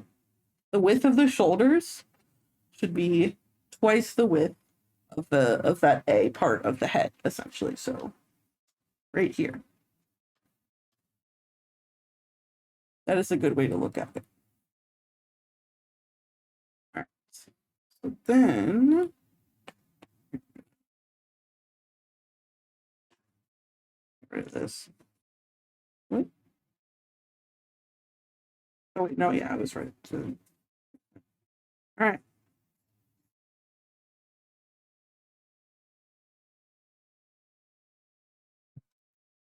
All right. So then when it comes to making the face, you'll see a lot of times people will put a line in the middle of the face because that will help you start anchoring everything. All right. So another thing is, so for right here, the eye height should be about half of the width of the eye. So eye height, and this is for realism. Again, this is for realism. Am I spelling height? Yeah. Height equals half width of eye. That is what you want to do. So right now I'm just kind of showing where you're going to want to put the eyes. So then the nose, let's see, the height of the nose, just about halfway above from, let's see, just above halfway distance from center of eyes to chin. So that's where you want the nose. So you want it halfway. So right here would be good. And you want the nose to line up with this part of the eye. Where you put it, that's where you want it. You want it to line up there.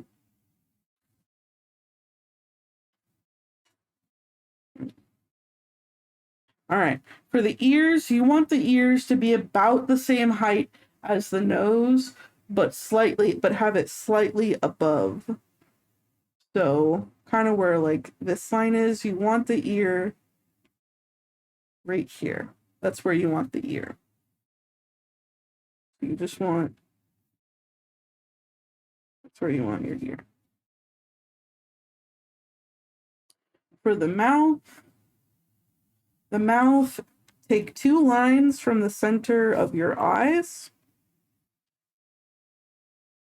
and that is the width of your mouth. That is how you want that. Again, I will put this picture in the Discord later for anyone who wants to use it. The actual picture I'm referencing, these were notes I got in college. But yeah, so that is the like basic structure of the face. That is the basic structure. Now, what I'm going to do, I'm going to erase the structure I just put. And I'm going to show you in the more, what's the word? I'm going to show you the stylization way of how I draw stuff that still is rooted in the structure, if that makes sense. So we have those ears. I have those ears right here. So when I am drawing the structure of the face, this is how I start off drawing a nose. I am basically making a diamond that is taller up top and shorter on the bottom. That is how I do the nose when I am making a nose. For the mouth, kind of the same thing. And that one even looks a little low, so I'll put it up higher. All right, same thing, we have those eyes. So then, if I am drawing eyes,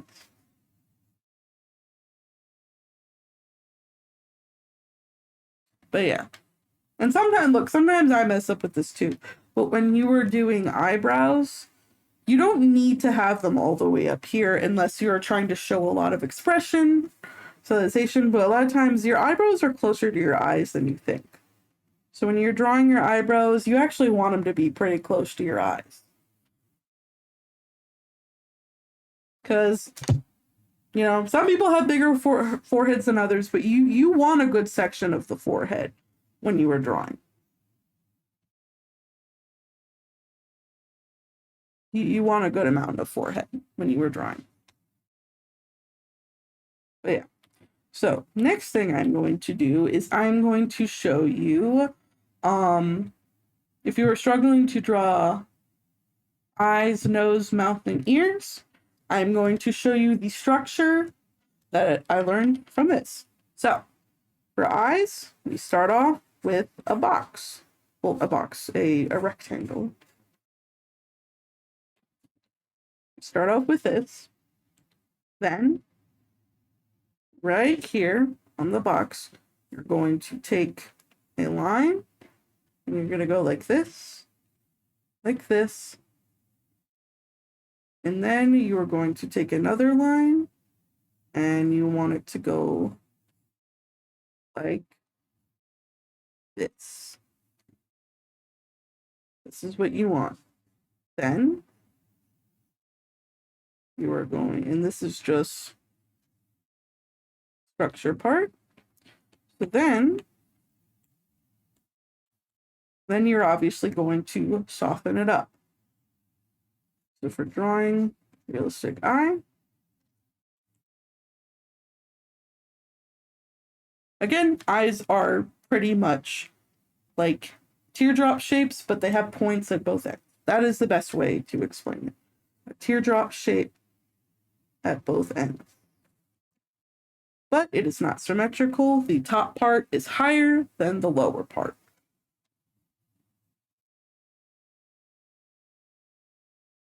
You know, fix that.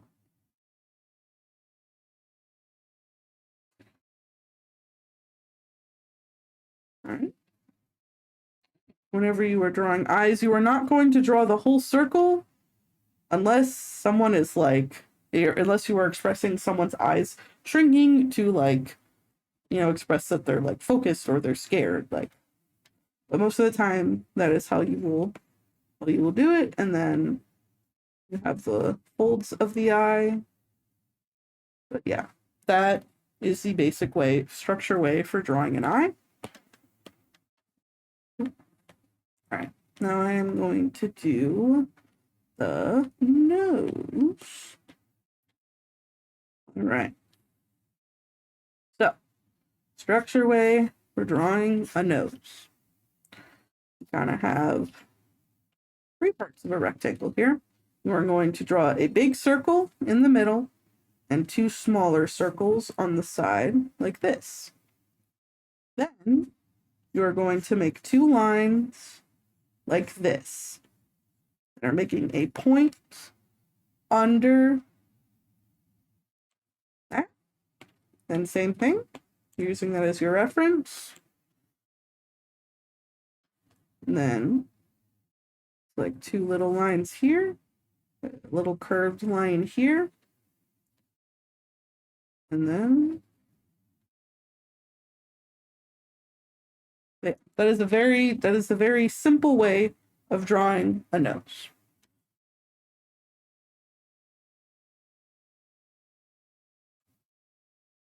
All right. Next we have the mouth.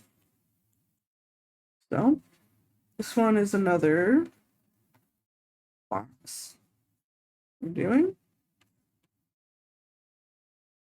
All right. Then you have a line kind of just through the middle of it. Then you will have a small circle inside. Then you have one oval on this side. You have another oval on this side.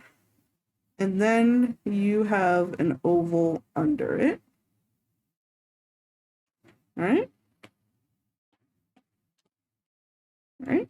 Now, on top of that, you're going to start defining the line.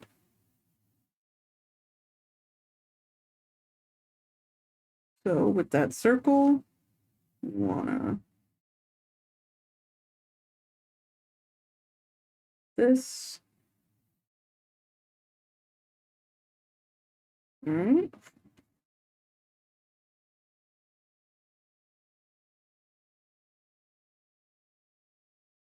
All right, same thing. You kind of just then want to take your circles. All right. Then from there,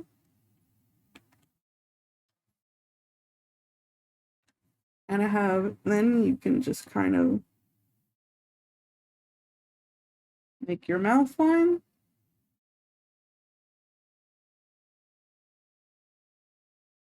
Same thing.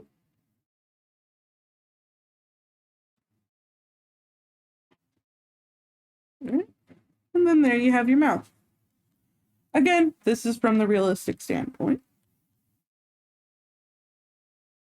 All right. Now we are going to do an ear. And after we do that, after we do this, let's see.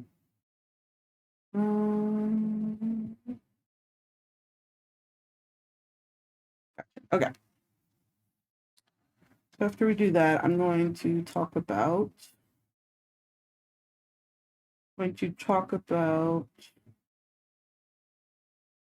some other stuff. Okay. So then for the ear, along with box. All right.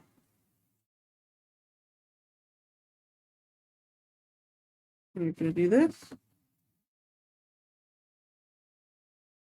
All right. Then you kind of have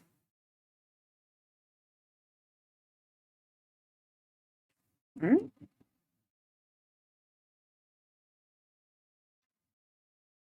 All right. Then you're gonna shape up from this. It's gonna touch this corner. All right. But yeah, essentially, it's kind of like what would be the term for this one? Oh my god. My sides would be a hexagon, kind of like a hexagon shape. And then you're basically making like a pointed 3. And then over that, they're going to just round it out.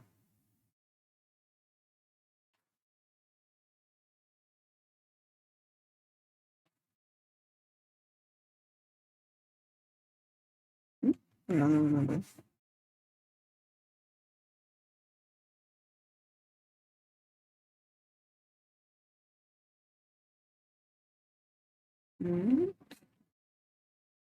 Kind of round it out. To be fair, this is how I draw an ear personally. That's how I draw an ear. It is basically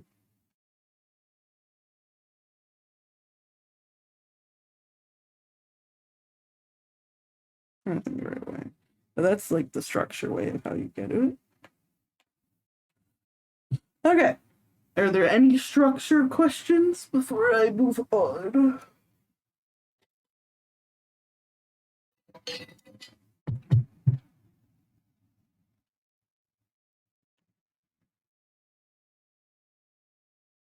All right, let me see. All right. All right. Now that, then I will be moving on to. Okay. Next main thing I wanted to talk about is just talk about the importance of understanding drawing different types of facial features. Because sure, and definitely with a lot of stylized with cartoon, with anime, with a lot of like stylized online art, definitely a lot of the same facial features can be carried around. And I feel like it is important. Here we go. It is important to learn how to draw different types of facial features.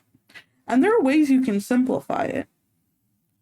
But especially like if you do not know how to draw you do not know how to draw a certain type of face, a face structure of how someone's nose is shaped, how their eye is shaped, find a picture. Look up either, you can look up the specific facial feature. If you're trying to draw someone from a specific place, look up people from that place. But it is always good to look up pictures of people.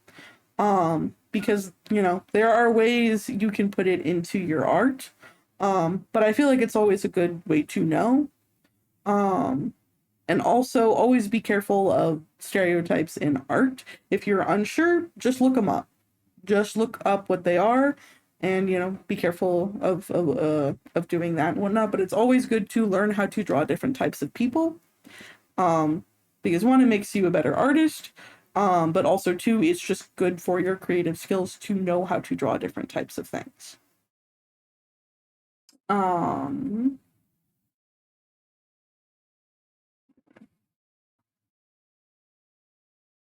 See, like for someone like for this person, I would draw their face. I think I was using them as a reference for a character I was doing.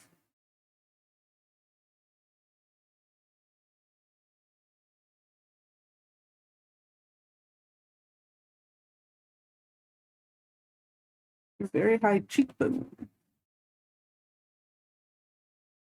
Yeah, my neighbor, our neighbors have been so loud today. Jesus, like our upstairs one.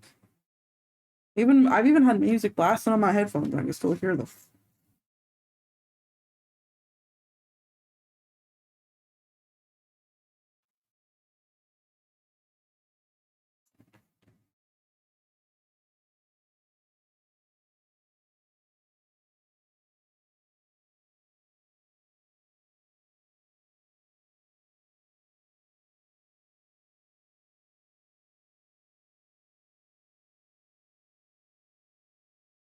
Right.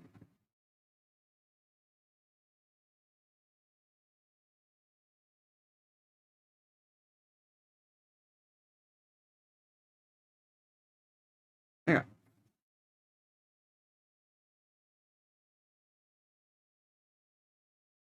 But yeah, for whenever I'm drawing eyes and stuff, I always put these two lines, like they're pretty much at like the top of the nose.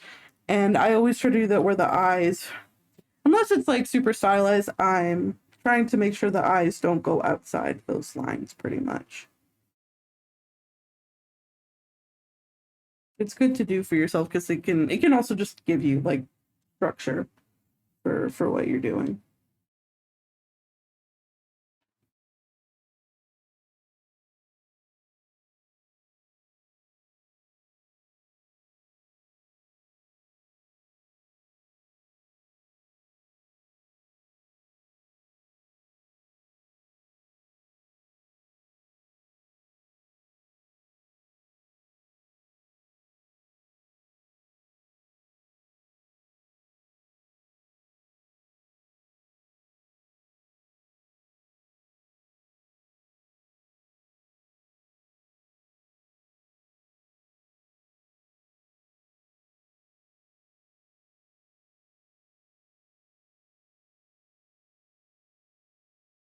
And I'm trying to think if I was trying to stylize their eye in my artwork.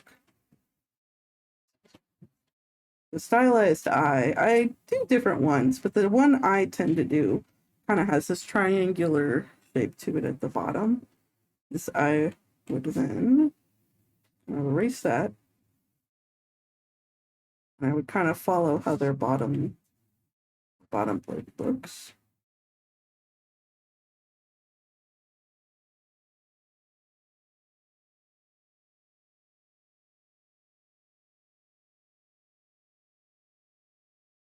So that's kind of what I would do. Just fit the eye shape into what I am drawing. Right.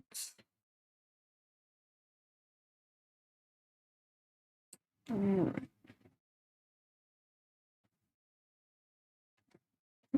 Yeah. Okay, the next thing on my list is other thing is obviously learning how to draw different types of hair. Different like hair textures is always a good thing. Um, there are plenty of like tutorials in general online for how to do it, especially if you were learning how to do it stylized and whatnot. But let's just say we have a person here, and we are trying to do here. Let me see if I can find.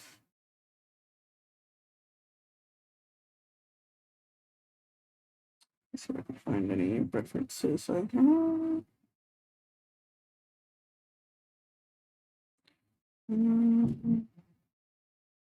Jesus, they're so loud upstairs. Mm.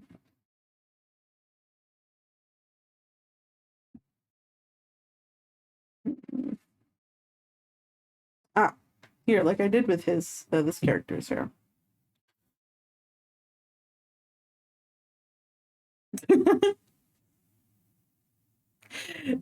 Yeah, no, something I want to teach because I feel like, especially when people are drawing hair, like the four hair type is not taught as much for drawing when people for stuff. But yeah, so one way you can do it is and a lot of times, like I will also like, so sometimes when I do it, I will use a textured brush. But one way you can do it is, let's say, um, you know, let's say you just need a specific shape. So it's this kind of hair. So something you can do is like literally just use a brush and make the shape of it first, and then trace around the shape. So that is something you can do.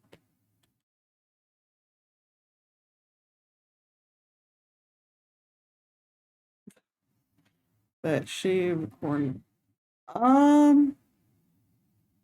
There are ways of doing that and whatnot.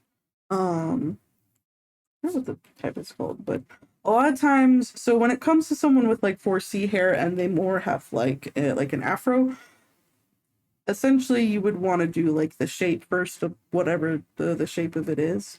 And then one thing I have done is you kind of just want like a variation, and obviously depending on like how, how textured their hair is, um you're going for like these little lump motion, and you want to put a variation in how big and how small they are, because that will help draw the shape of it and also have it look more realistic. Oh, I forgot to put the here. If I did that, here we go.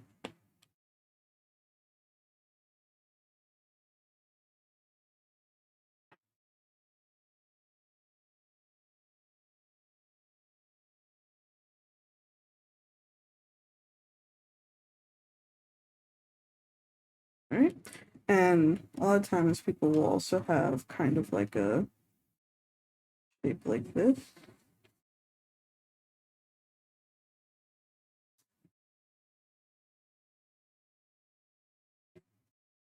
But yeah, that's kind of like a way to do a basic shape like that. And so something you see, like what I've done here, is what I did is I first just kind of like outlined the shape of how I wanted it to look. So I kind of just went.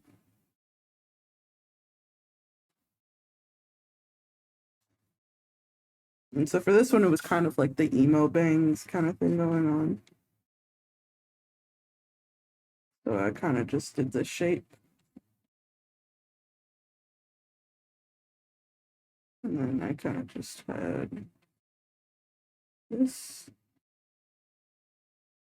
All right. I'm also realizing that this head is too big to try to draw what I'm trying. Let me fix that. Gotta make it smaller so I can fit the ponytail in there.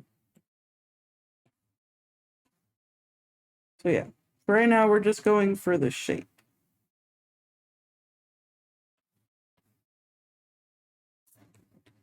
Hang on.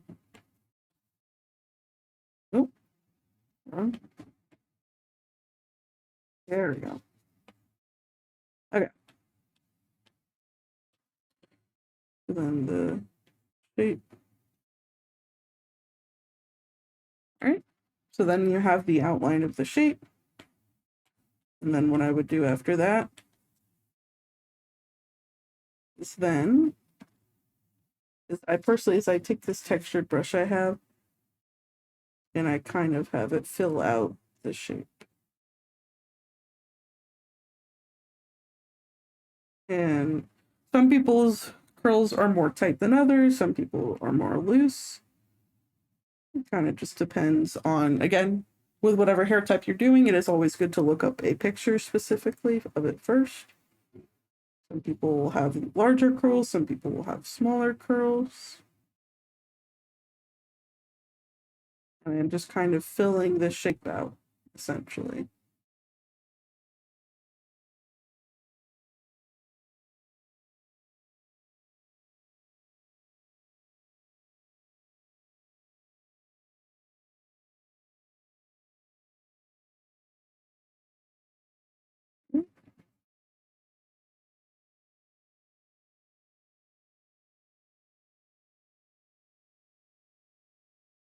And another thing is, depending on that, is also adding like, because a lot of times when people have textured hair like this, they'll also have little smaller curls kind of coming off of it as well.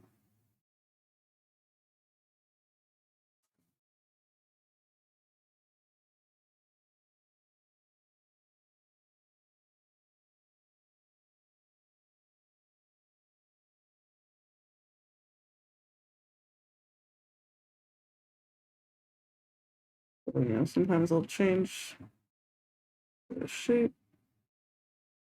But yeah, a lot of times when I'm doing more textured hair like that, I'll kind of shape it like that. At least for me, I personally find it easier to shape it like that.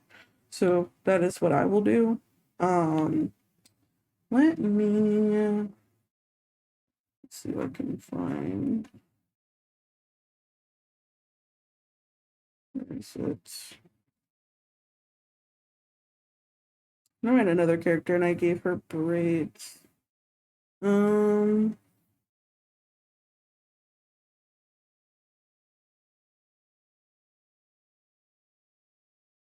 oh, she is. So obviously braids will look different depending on some of them will be thinner, some of them will be thicker and whatnot. But whenever it comes to doing braids on a person, hang on. Line. All right.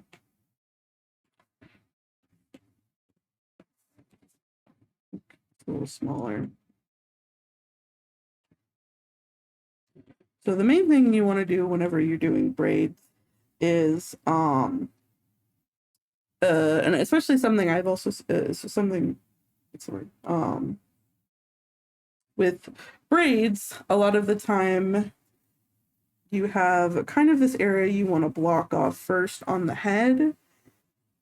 You just kind of want to go for the shape, and you kind of like if as if you were just drawing like the what's the word, like the hairline of where the hair starts growing on the head. You want to do that first. And a lot of times with braids, the hair will be sectioned off. So you want to draw those where those sections would like start. And there usually will be a little bit of skin showing in between with some of the braids as well, just because it is, pulling from the head. So you have these different sections, whatnot. Also, like you have like what I drew here, like the edges. Some people will have their edges styled, and they're usually just like essentially like the little baby hairs that are kind of like on your head, that from your like forehead to your scalp, essentially. When it comes for the actual braid, usually, and so again, this was just a sketch, so I didn't finish like rendering this how I would like render it fully if it was like line art. But with the braid, you're essentially just starting with a noodle shape. That's pretty much what you're starting with. However thick or thin you want the braid to be, that is what you're starting with. And for a braid pattern, I actually learned this, I think, from like a draw anime book when I was a teenager. But basically, for a braid, you do one line across and then one line over it, and then you switch the next line like that. So you're always wanting to switch which direction of line is on top, because that is how a braid will work. Times when people do braids as well, they sometimes will also have, um, like I know, like when I was a kid, I would see people with like the little like beads, like kind of on the end of their hair. Sometimes people that I've seen people put like crystals in their hair, which looks really cool. Um, yeah, sometimes braids will end off with beads. Sometimes it will just end off with the hair, like the little, what do you call it? Um, I forget what the word is, but sometimes it will end off with like like the little bit of hair at the end. Um, but yeah, that is that is pretty much how you would draw like the braid for the hair. I'm trying to think other hairstyle. Were there any other hairstyles y'all had um a specific question for how to draw? I believe I think. Why am I forget? What am I forgetting?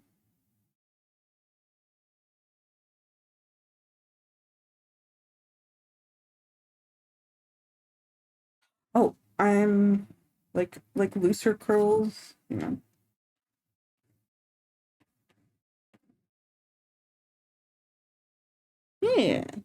Yeah, again, the VOD will be saved for this, so you can scrub through whatever you need. Um, I know when it comes to like wavy hair, like what I will do for lines. Again, it's how tight you want the wave or the curl to be.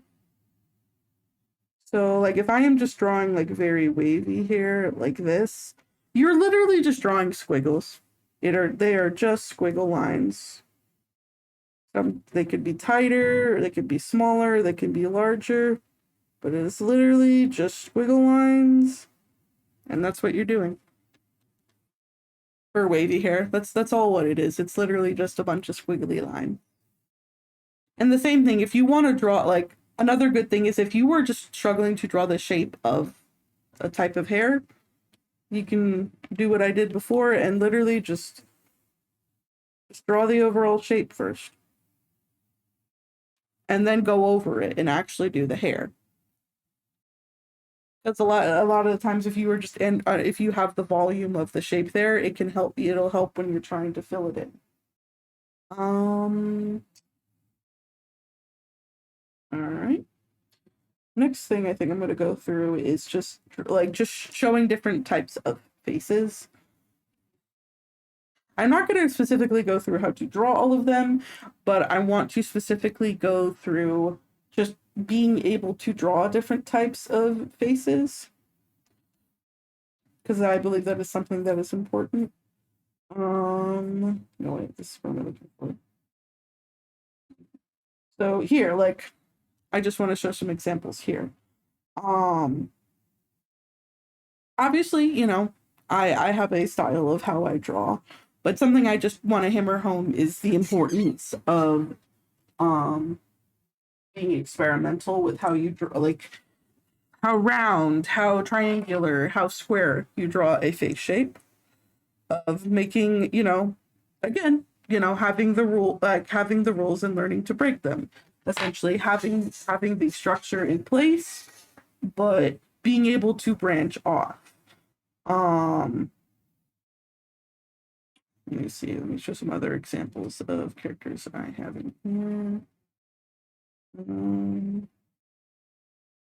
Yeah.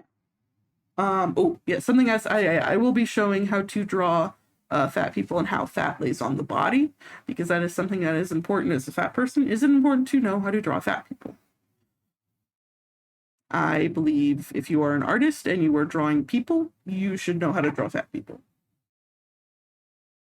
And I really always hate the excuse of just, oh, I don't know how. Like, learn. If you draw people, you should know how to draw fat people. Um, but yeah, same thing here. Like, it's still the same style, but you can see how one chin is different from the other. Let's see if I have. You know, so you have this. They have a shorter face. This person has a longer face. I forget what the type, like a more hooked nose. Their eyes are more deep set and droopy. This person's eyes are wider and brighter. It also helps, you know, give off their personality. There you go. Other characters. Some people have more pronounced chins, the butt chin or the little like round chin. Like I have the little round chin. But that's just something I just want to explain. Um,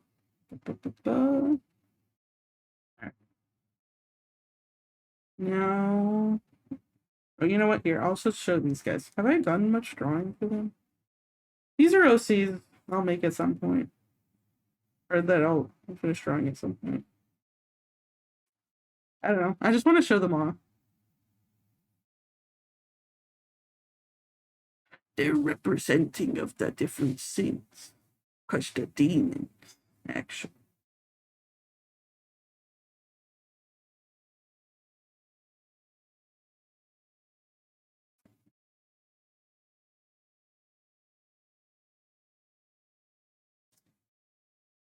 My God, Louise was so hard to draw for some reason when I was first drawing them. I don't know what it was.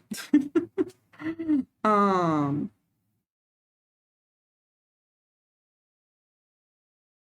All right, let's go back to over here. Stop. How do you draw fat people? How do you do that? Obviously, every person, you know, fat is going to sit on them differently. But main things that we can take away. All right, so let's start with drawing the face first. So, trying to draw a person's face who is fat. So, let's say we're just starting off from the very basic head shape and we're trying to figure out how to draw someone who is fat. So we have the ear, we have this, we have this. All right. So if you are going based off of just a very basic head shape,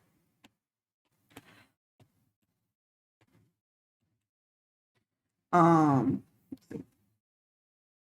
obviously fat will sit on people differently, but you know what? I'm gonna go, you know what? I'm gonna try to draw my head. So I have very wide cheeks. You know, they stand out like that. Very wide cheeks, and I have a rounded little chin right here. And then the next thing is basically, depending on how fat a person is, they will have the double, like the, well, I'm trying to think of a nicer name for it because I feel like double chin is not a nice name for it, but the fat under your chin. Whenever you are drawing a face, you essentially you're just putting an extra line under the chin for the fat that they have. Okay. Let's set up a little bit.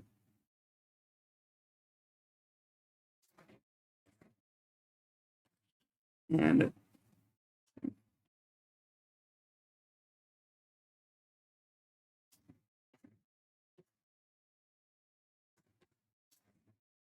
I think I put, yeah, there. I put this ear a little low. I'm not going.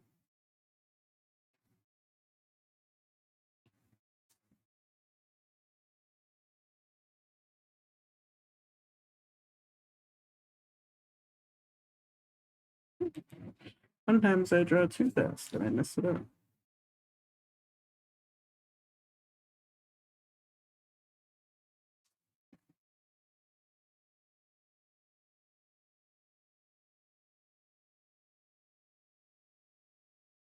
So yeah, the chin, the under chin will always kind of just be an underline that you put, and then the neck will kind of connect from there. So I made the neck a little small and fix it. There we go. Oh my God. Let me check something. It's so funny. I know how to draw things, but sometimes if I don't see them, my brain is like, how do you draw that? Again, references are going to be your best friends. Look up every reference you can. Ah, here we go. This is what I was trying. Okay. This is what I was trying to do. So the next main thing was obviously, depending on how the fat sits on a person's chin, or not chin, on their face. All right. So if a person, this is the bone line. This is the bone line right here. This is the fat line then. So again, it will kind of connect back up to the ear. The bone line and the fat line will always go back to the ear. So if a person is more chubby,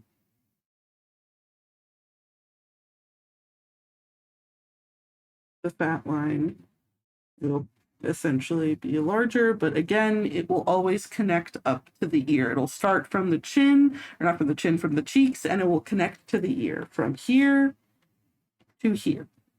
That is what you will do.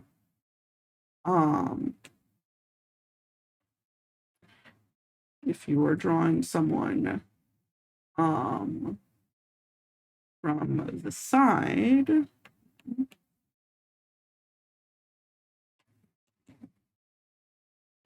all right, so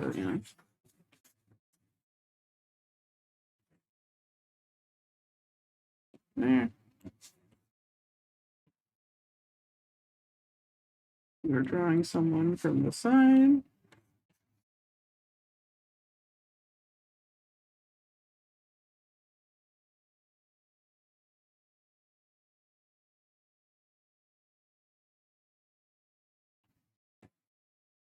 All right.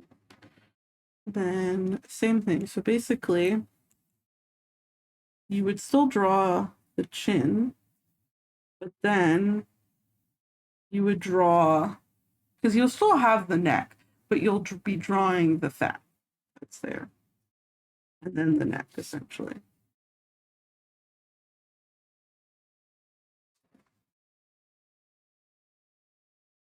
Okay. Sometimes I draw the nose a little too high up with profiles.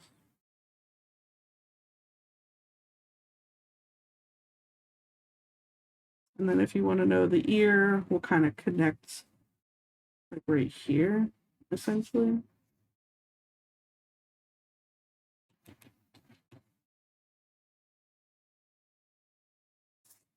But yeah, that's a very basic way of drawing chubby head. All right, so now we're going to move on to a chubby body. Because there is a difference between someone who is chubby and someone who is pregnant. Someone can be both, but a pregnant stomach, I feel like sometimes when people are trying to draw chubby people, they end up drawing someone looking pregnant.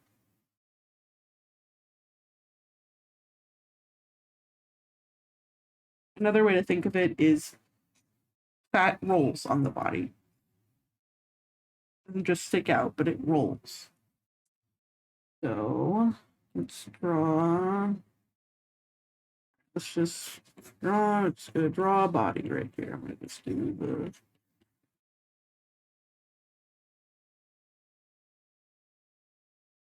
So we got the basic body right here. So I'm going to do my best to draw. I know I obviously can't draw certain things because it does not Twitch, but so if you were trying to think the right way to if you are drawing a person who is AFAB, depending on how large the chest is. And another thing is the chest will sag, especially if it is larger. So let's say it will kind of go a bit more like this. I'm gonna make this a little smaller. So okay. So it will sag. And then, again, the body has folds and creases, so it will fold and crease here. Same thing, fold and crease. And then, mainly because, and especially if a person is AFAB because of the uterus, and I feel like another thing is like the uterus and the stomach. People kind of get those a little bit confused when drawing certain things. So the body will dip down here, and then it'll kind of make this curve shape, and then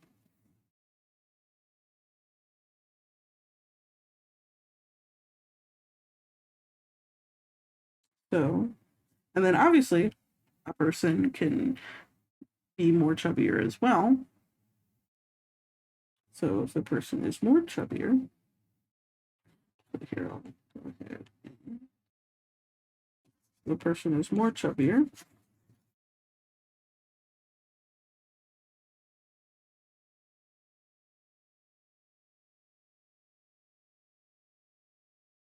All right, but yeah, the stomach will always kind of sag a little bit. Way to put it.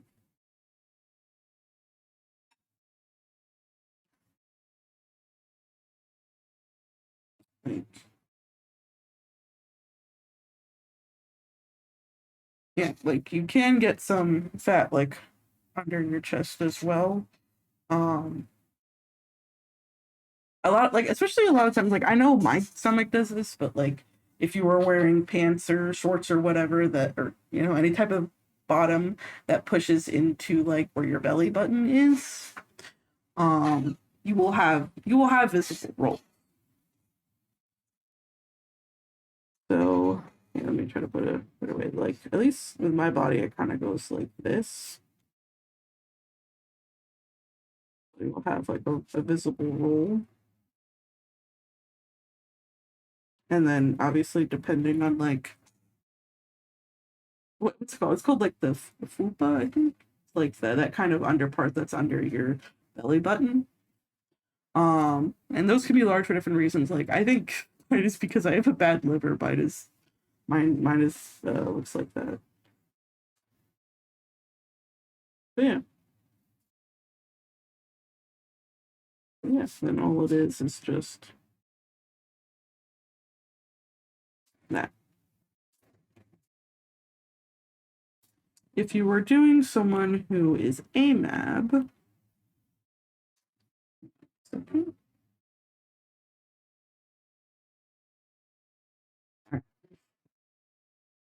if you were doing someone who is AMAB, especially like with fat as well, the chest will kind of be like kind of I would say the best way to put it is like sometimes it'll be like a little perky. I don't know how else to describe it. Um, but if someone is like either, but it's not always that way. Like sometimes it can be a little perky, like this essentially.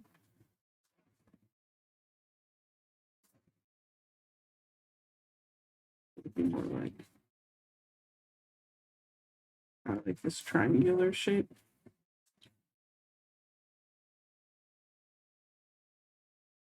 I will say when it comes to AMAB people, stomach will still fold, but I mean, what's the term? Beer belly, like that is also a thing. Like fat sits on everyone differently, so there are people where it will sag more. There are people where it will be more like a beer belly. It kind of just depends how you're drawing the person, essentially.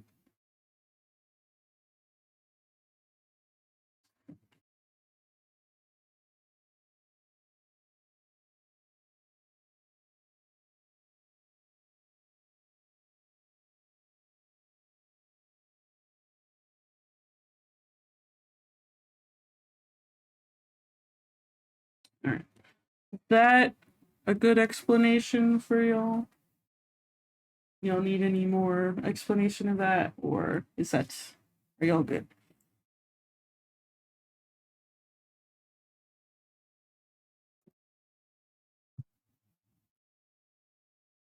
Oh, okay.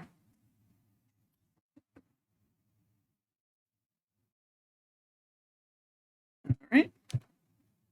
We were good. The last thing I will talk about, pretty simple, is I feel like sometimes like can also be a bit hard, like drawing the difference between drawing like a child and an adult. An adult obviously is larger, but um main thing I've seen is with like if you were drawing a child, is their eyes being larger, and their head being like a little bit larger in proportion to their body.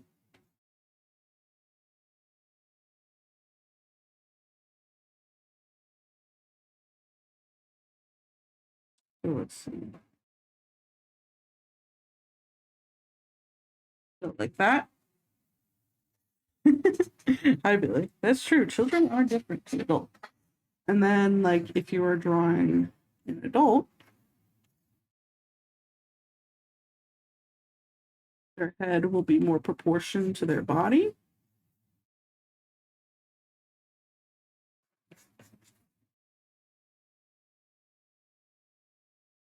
And their eyes will be smaller in proportion to their body. Obviously, there is some stylization and there's chibi and whatnot. But if you're specifically going for like, trying to draw a child versus trying to draw an adult, child bigger eyes, larger head to body, adult proportion body to head, smaller eyes. There you go. Okay. So now we are on to the section of when it comes to like shading and such. All right. So I'm going to teach how like the basics ish, but I am teaching how I shade because I still don't fully understand it myself. I pretend I do, but shading, I'm going to teach what I know. So when it comes to shading, you have a light source. You have a light source. Whenever you were shading, you need to know where your light source is. You could draw it, just like I did, or you don't have to, but a good way when you're starting off is to draw it. So you could have a light source there. You could have a light source coming up here. It will have the character look different. I have another picture I found that is like a good example, so I will also share that in the Discord as well. When everything is over. But yeah, pretty much your light source will determine how your shading looks. That is the big thing. So next thing.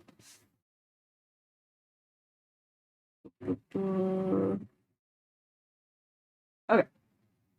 So the next thing I'm going to teach, let's say we just let's just put a guy. Let's put a guy here. I'm gonna just draw a guy.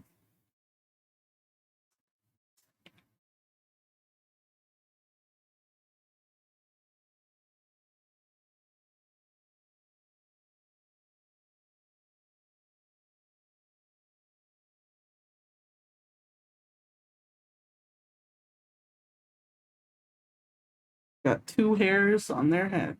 All right. that's our guy. So now, I'm gonna go ahead and just give them color.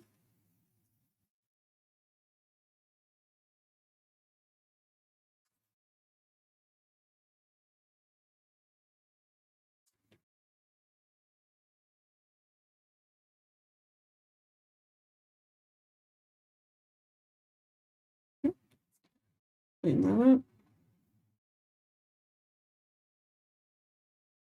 I know. All right, we're getting on to shading now. Again, I am not an expert, and I am still learning when it comes to shading. To be honest, I'm still scared of rendering a bit. I'm not that good at it. Oh yeah, yeah. What were you asking? Your ambient lighting thing about bounce light. God, bounce light.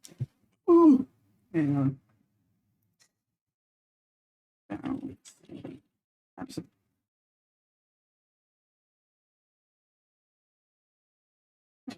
Bounce light. Gotcha. Bounce light. Okay, I know what you're talking about now. So all right. So yeah. So I believe bounce light basically is sorry, what did I talk about it? It's especially, you know, if it's like if it's a light source is like very direct on you, if it's like the sunshine. Let's see. I believe bounce light. Hang on. Can we do like an add layer? All right. And make it a little bit lighter. So bounce light would be like this. Let's shape it better.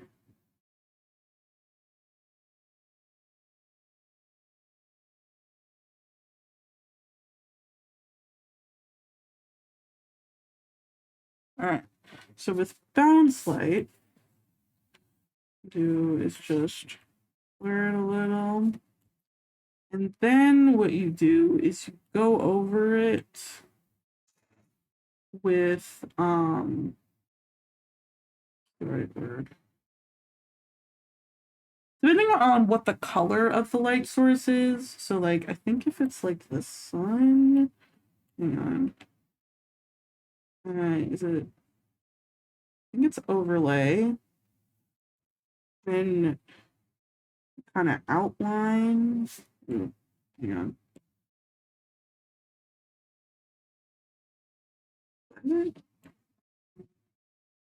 It's too dark. Let me try it again.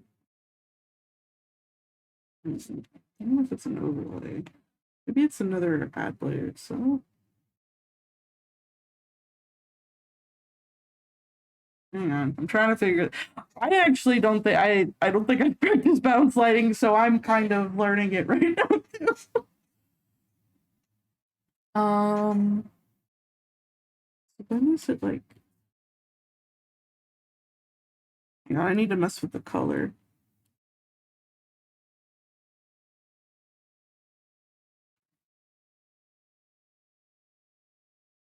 There we go. Okay.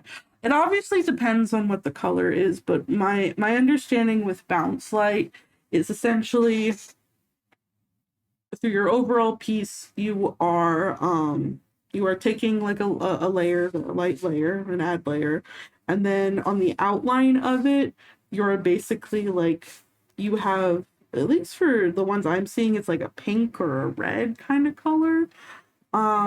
Again, to be fair, it depends on the color of your light source. But this is what you were doing essentially for that. Another thing I am seeing is like, because I know also it depends on the types of brushes you have. I know I have these brushes that, where is it? Incense that I use sometimes. So like, I believe I could like.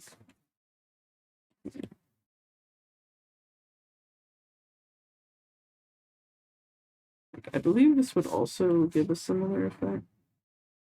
Nah, it wouldn't. So never mind. Don't do that. Do this. That's what your bounce light is going to be. Does that make sense?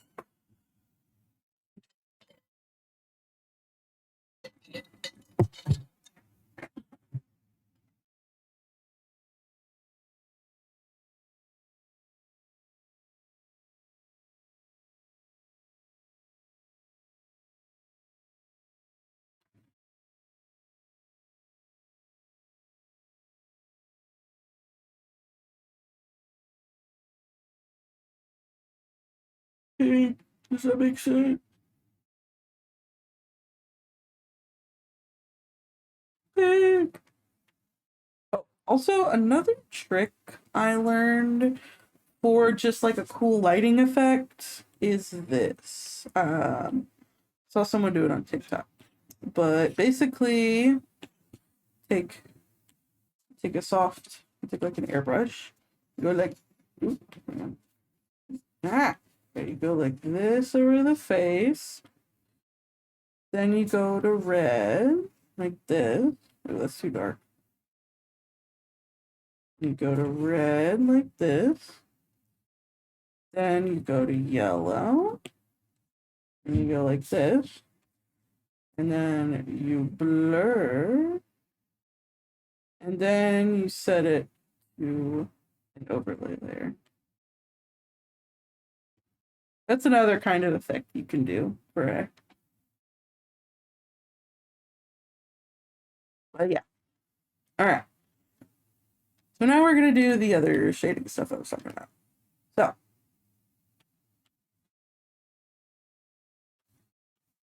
I sometimes have my shading more soft, more hard. um Whenever I do shading, I still always have it like a little bit of softness to it, even if it's not like the full kind of soft shading I do. Um but so these are the main two brushes I use for shading. And obviously, you can use whatever color you want. A lot of times people will tend to use purples for shading. I have, so the main type of shading I will do is I have this one, which is a bit more warmer. It's more of a pink. I have this one that's more of like a cooler pink in the middle, and this one that's straight purple. Depending on the color scheme of what I'm actually drawing, I will use a different one. Obviously, you can use whatever color you want to shade because it will yield a different result, but that is what a lot of times people will do with cell shading. So, and again, multiply layer. The first shading layer I always do as 35% opacity. That is just what I do. You can do what you want. That's what I do. So, usually what I do then is so we have our light source coming this way. So that means it will be like this. The shadows will be going the opposite way the light is.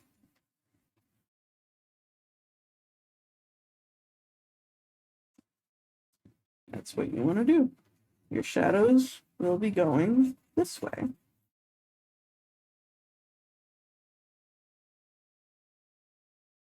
All right. The closer the shadows are to the light, it's the harder the shadow is, and the farther away, the more soft. Okay, and then what I will do is I will go ahead and blur it just however much I want it to be blurred. Sometimes I'll do more if I want softer, and then if I don't, you know. And so for blending, I'll be honest, I don't exactly understand, but the main two things I will do for blending is I will either use a soft brush like this, which, like this airbrush, which just kind of makes it more soft, or I will use, this was actually like a hair highlight brush originally, but I will use this one.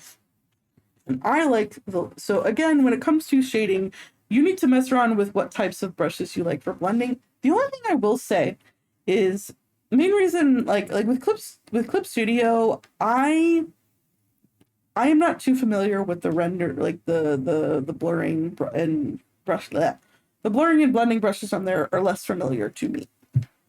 So that is something I am not as well versed in. So I would definitely go to someone else for that. But these are what I use. Another reason I like Procreate is because you can use any type of brush as a blurring brush, essentially. So this is what I like to use personally for when it comes to that stuff. So then I always do a layer above, and I do it at 40% opacity. I do a slightly darker color. And then,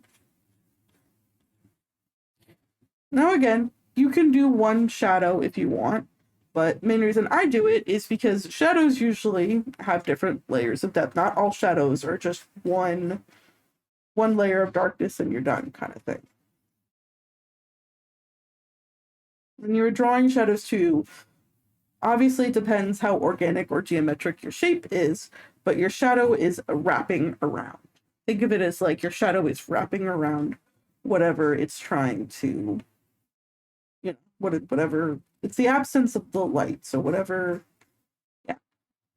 And I'll do the same thing. I'll blur it a little. And then depending on how I want it blended, if I want it softer, want it harder, I will blend how I see fit.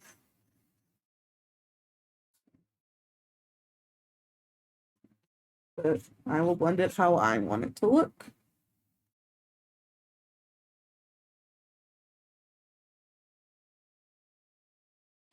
So like maybe like this, I would want it to be more soft because it's farther away.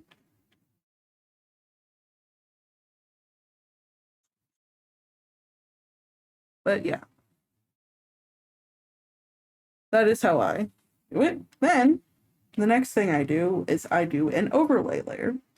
And I will usually do this, especially with like skin as well. But for the overlay, I kind of just adjust the opacity around like somewhere in the 40s. Then I usually take, and again, this can differentiate by the type of light that it is, but a lot of times, if you're going by outside the sunlight, you want kind of an orange color. And then what you're going to do is I want this brighter, is you're going to outline your shadows. All right, and now with this one, let's see.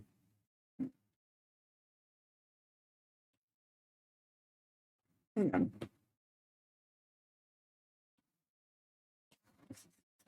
It looks so dark. Maybe it's the blue. That's probably why. Hang on. I'm gonna have the blue be a little bit lighter. Oh. Ah.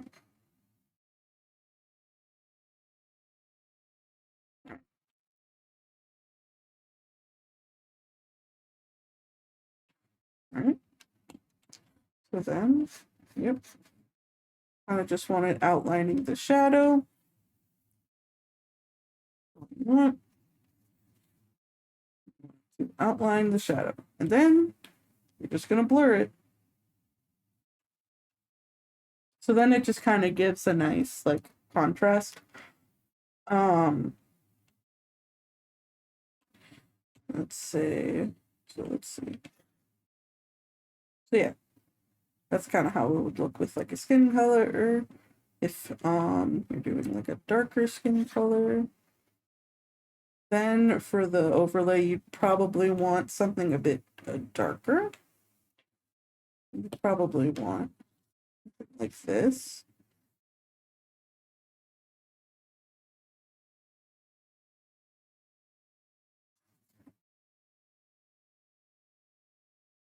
And you can adjust the opacity to your liking.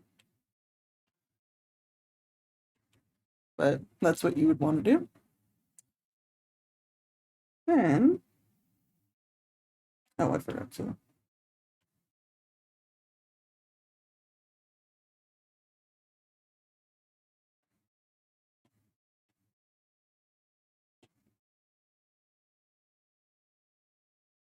right. So then the next type of layer I do is basically like your backlighting. what I do is I take my, like, oh my god, forgetting the word again. My soft brush, my like air spray brush, essentially. And you are going in the shadow areas and you're just very lightly, a lot of the time the backlighting will be blue like this, but you're taking, but obviously it could change depending on your environment. But then with the shadow, you will, it's called the like, yeah, the backlighting essentially. It's just on the very edge because a lot of times when you're rendering stuff, there will always be a little bounce effect of the light. That's bounce light? Oh, okay. That's what you were talking about. I got confused. Anyway. I'm so bad with I know it is backlighting, so I think that's probably why my brain got confused. But yeah, this is the bounce lighting. That's what I do, and then I just blur it out a little bit depending on how I want it to look, but that's what I do.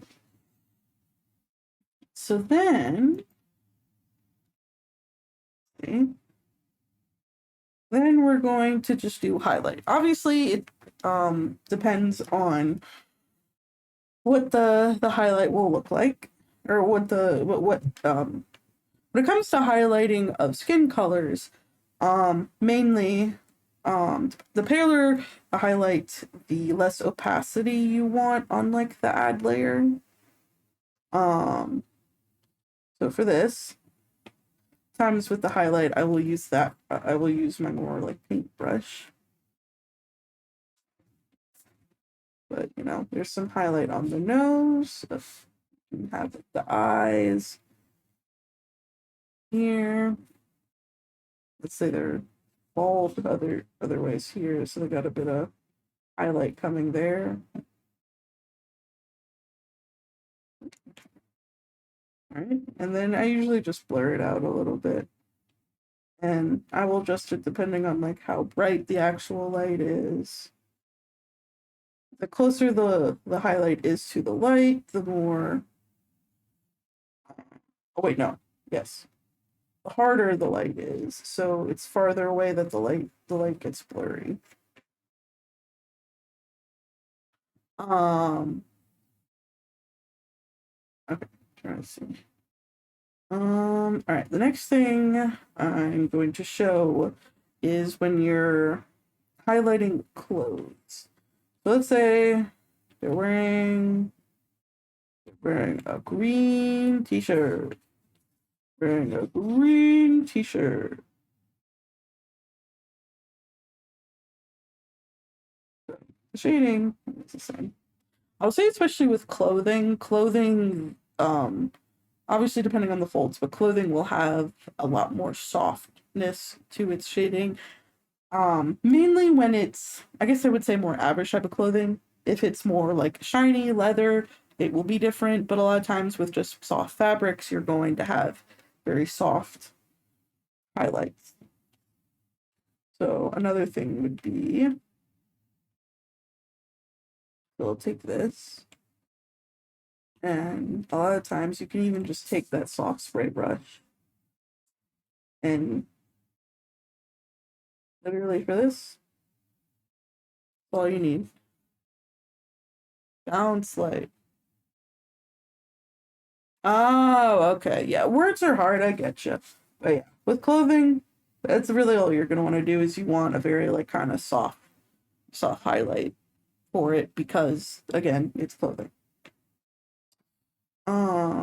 Now here. All right. Next thing I'm going to show is I'm going to show a thing for shading metal. And then I'm going to show how I how I shade hair. Because I specifically got it from a photo on Pinterest. That is how I learned how to do it. Let me.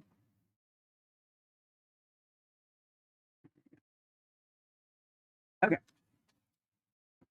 No, you're fine. All right. So the next thing we're gonna do is we're gonna make a ring.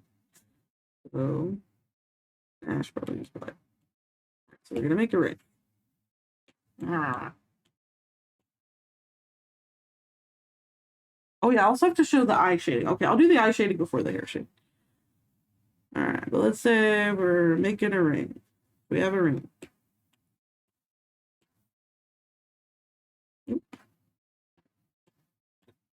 Excuse me. So we have a ring.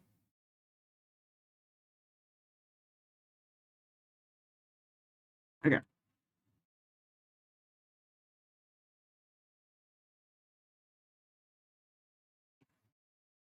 All right. I might use this brush. Or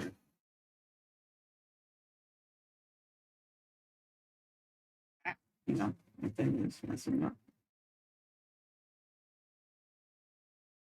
Also, I will say a good way for learning stuff. I literally also like. I don't know. I recommend Pinterest a lot just because I like it. I recommend it a lot. Okay. Oop, ah. Okay. So now I'm gonna go ahead and do the same thing. The multiply, the 35. All right. So obviously that back area is going to be shaded. So now what you were going to do,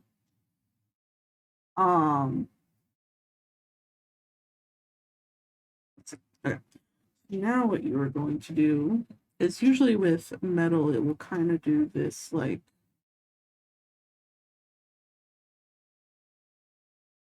kind of like rounding around it.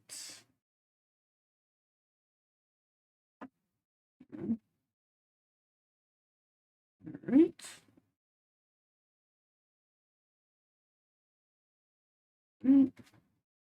To be fair, sometimes I'm lazy and I don't always shade metal like this because I don't.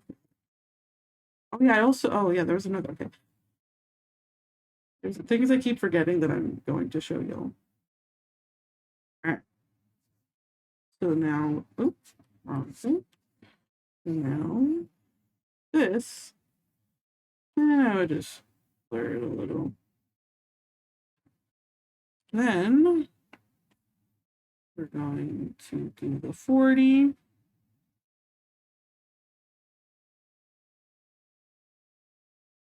right. Do a little of this, a little of that.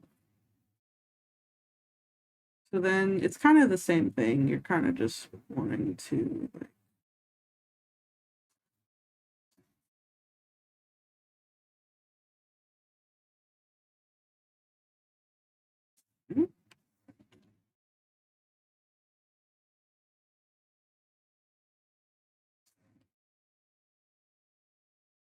and you can have it be softer or harder depending on just how you want it. And also, to be fair, I could also make it less saturated on the ring.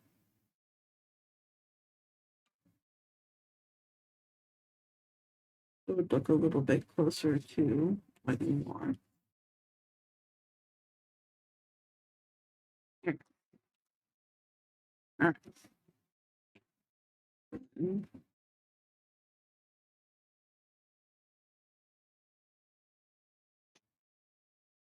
Then you have the shine.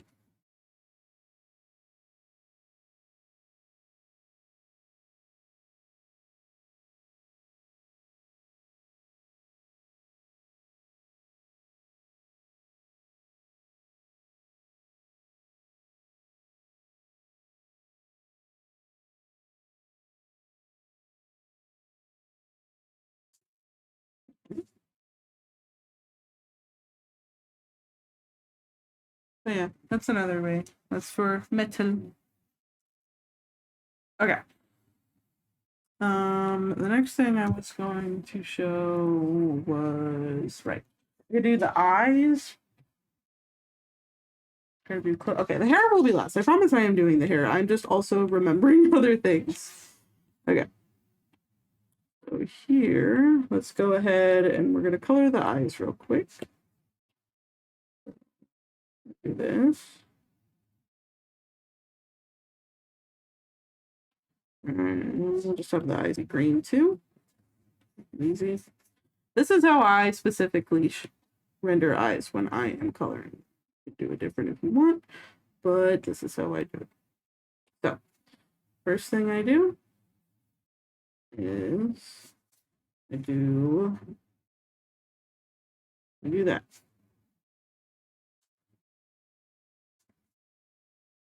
And then I blur it. Then I go here. And then I specifically only go inside the actual pupil itself. And I kind of round it out. I have this whole area up here we shaded in. Because with most eyes, especially with how eyes are, only a little bit of it is the actual real eye color, and the rest of it is like shaded like that. Then I do that. Then what I do is I color pick from the eye, and I make the actual iris inside the pupil just a dark version of the actual color. You could have it be black if you want, but that's just how I do it because I personally like doing it like that. Then on an add layer, I go ahead and just get the color back, and I put a little highlight right here, and then I blur it. And what you can do on top of it is then add a little highlight. Highlights are the fun part. And just do a little. And you get that. Another thing I have been doing recently that I've seen other people doing is I've been doing like color dodge. You know, where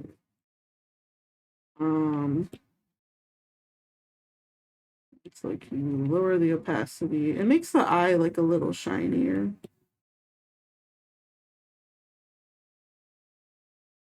I'm doing this as well. I don't know if it's the right color for that. Yes, that's what I've been doing.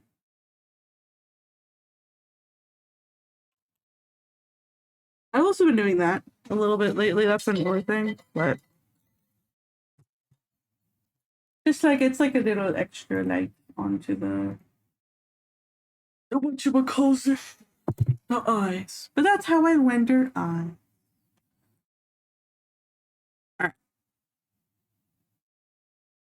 Now I need to Next thing I need to show is the next thing is, let's say someone has like their leg and they're wearing like stockings or something. So like this.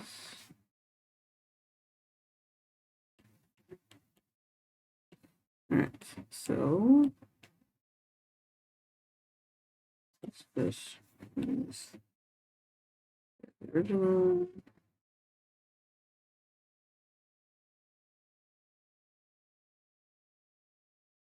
All right. So let's just say this. It's like this. Huh. I can't draw that on Twitch, Mr. Way's course. Now, if you want me to draw that, you can commission me to draw that. But yeah, when it comes to specifically with like stockings, because I feel like this is something people struggle with. But yeah, let's just say you have the other part just kind of shaded how you need. Yippee! Oh my god, that scared me. Wait. Why didn't I get the alert in chat? Thank you for subscribing. Oh, there we go. Thank you for subscribing at TM1.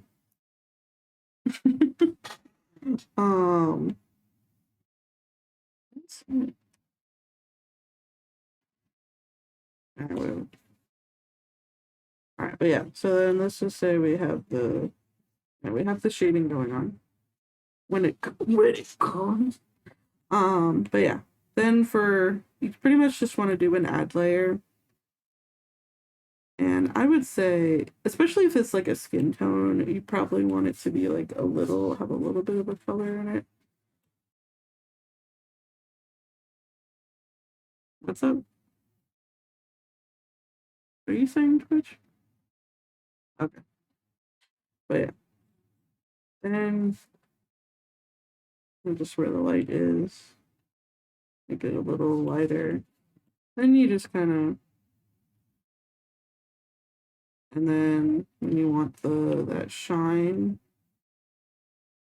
just kind of, that's too big. There you go.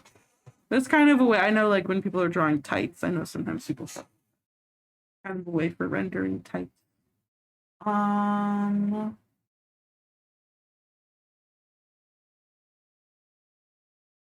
Ooh, okay. Hang on. I'm gonna show another thing. All right, this is the last thing before the hair. Because I mean, look, I know a lot of us are furry and whatnot, so when you are drawing the beans, rendering the bean.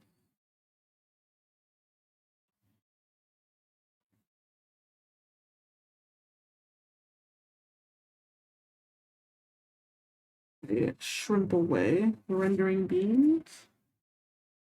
So let me. There you go. Okay. Assigned furry on stream. Yeah, that's right, chat. I'm assigning you furry. You're furries now. Alright. So then a very simple way of rendering toe beans that I have learned. Kind of just make these little circular shapes. Bottom here. You technically could also outline as well. I've seen people do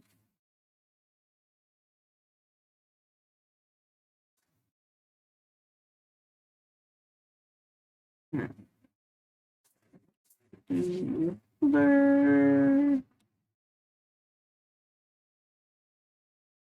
All right.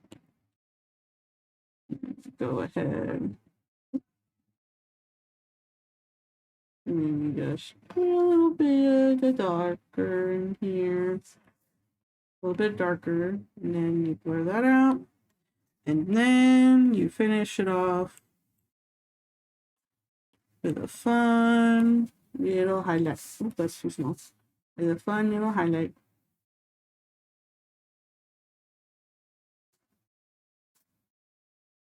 You could blur it also if you wanted to. There you go. That's a way to render beans. Funny toe bean. Okay. Now I will do the hair. I'm sorry it took so long. All right. So main way I have learned how to render hair. Try to. Let me do like my side of hair that I always do. So the main way I have learned how to render hair. I'm gonna do my actual hair color right now, which is orange. Just gotta dye my hair so it's orange.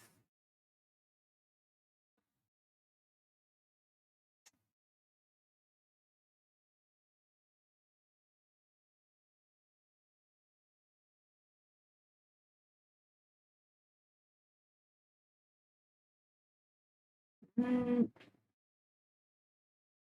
right. So first thing that I do, I go to that 35 multiply layer. And what I do is I take my spray soft brush and I just kind of at the bottom. I just go at the bottom and I do that. And I just go at the bottom and have like an ever so slight little darkness at the bottom. Then I do that backlighting thing. Do a little bit of backlighting.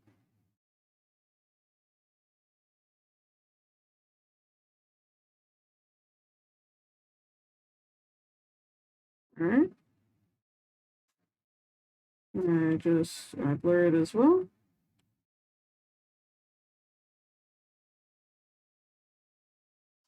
Hang on, I messed up. 1 second.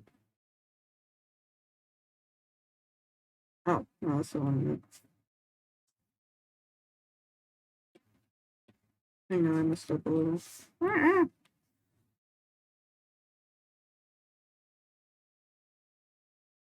There. And just blur it. Just want to have it kind of there a little bit.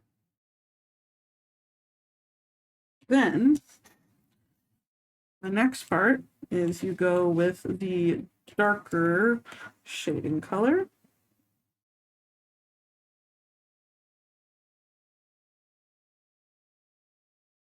And then I usually take my highlight brush and you basically want to go, and this is where you're kind of like sculpting the hair. This is where you are basically, and first thing I kind of do is kind of outline it a bit, kind of get like an outline in there.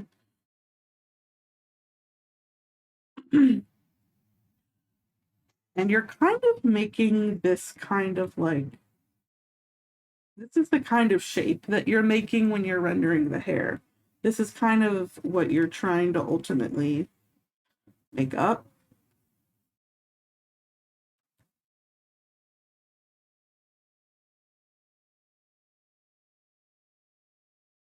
Excuse me.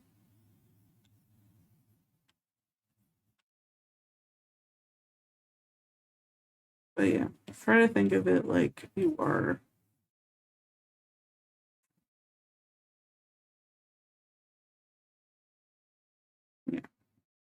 we're implying the shapes that are there.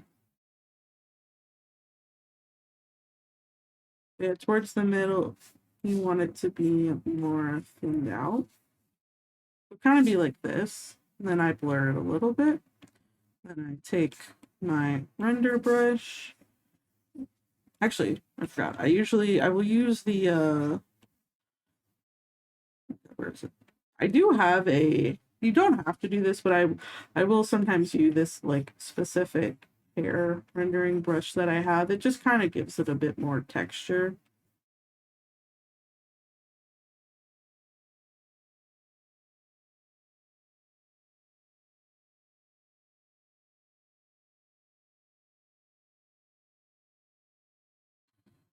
All right. Then what I do for the first light is I just make a layer with a lower opacity. I color pick. I go ahead and I do my soft brush and just kind of in the middle of the hair, I do a light layer. Then I just kind of blur it out a little. Then I make one final light layer or add layer. And then this is where you go for like the really shiny highlight. This is again just personally how I do it. You can do it differently. Sometimes I'll go for kind of just this when I'm feeling lazy and I don't feel like doing all of it. But a lot of the times, if you want to make it look a little fancy, kind of have this like, and you're kind of shaping it between each hair section. That's kind of what you're going for.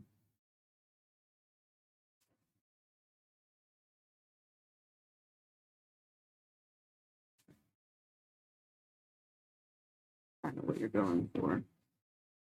And I just blur it out a little and lower the opacity a bit. And then I just take the make that smaller. Kind of just take the brush and elongate a little bit, depending on how I want the highlight to look. But you're kind of going for like, almost like I would say the shape of a tooth for some of them. You're kind of going with this like tooth shape for the shiny highlight part. And that's how I render hair. Oh shit. I be knocking things over. I be not paying attention to what I'm doing. Alright. Any class? Are there any questions?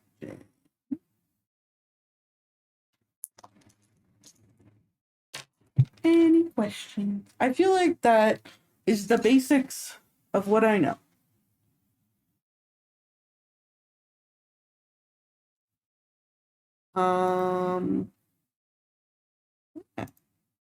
I think I definitely, unless anyone has anything else, I am definitely done because it's been 3 hours. And oh my god, it's 9 o'clock. I need to eat dinner. Yeah.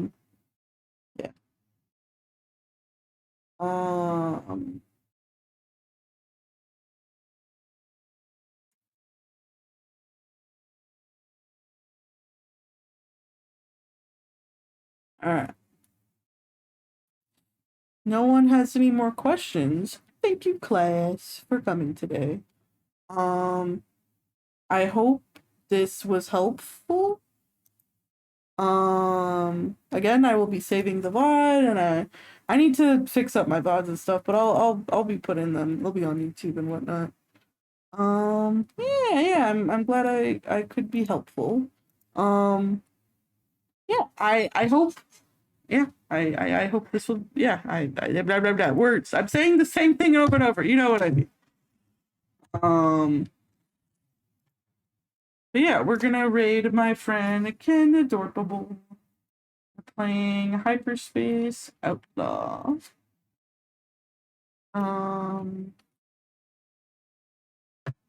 Again, reminder, my commissions are open. They help me out, and I'm gonna do something for my birthday on stream. I don't know yet. I'm figuring it out. And you should help me buy that fan that's on Throne so that I can, because it's gonna get hot here. Honestly, that's the one thing I really want for my birthday right now is to get that fan so that my room will be colder. My room is very hot, and I don't like that. Raid phrase. We're gonna just use my going live message. It's funny. I think it's funny. This is the raid phrase. Yeah. Everyone have a good night, and I'll make the schedule for tomorrow and figure out what we're doing. Yeah. Goodbye, everyone. Goodbye. Meow, meow, meow, meow.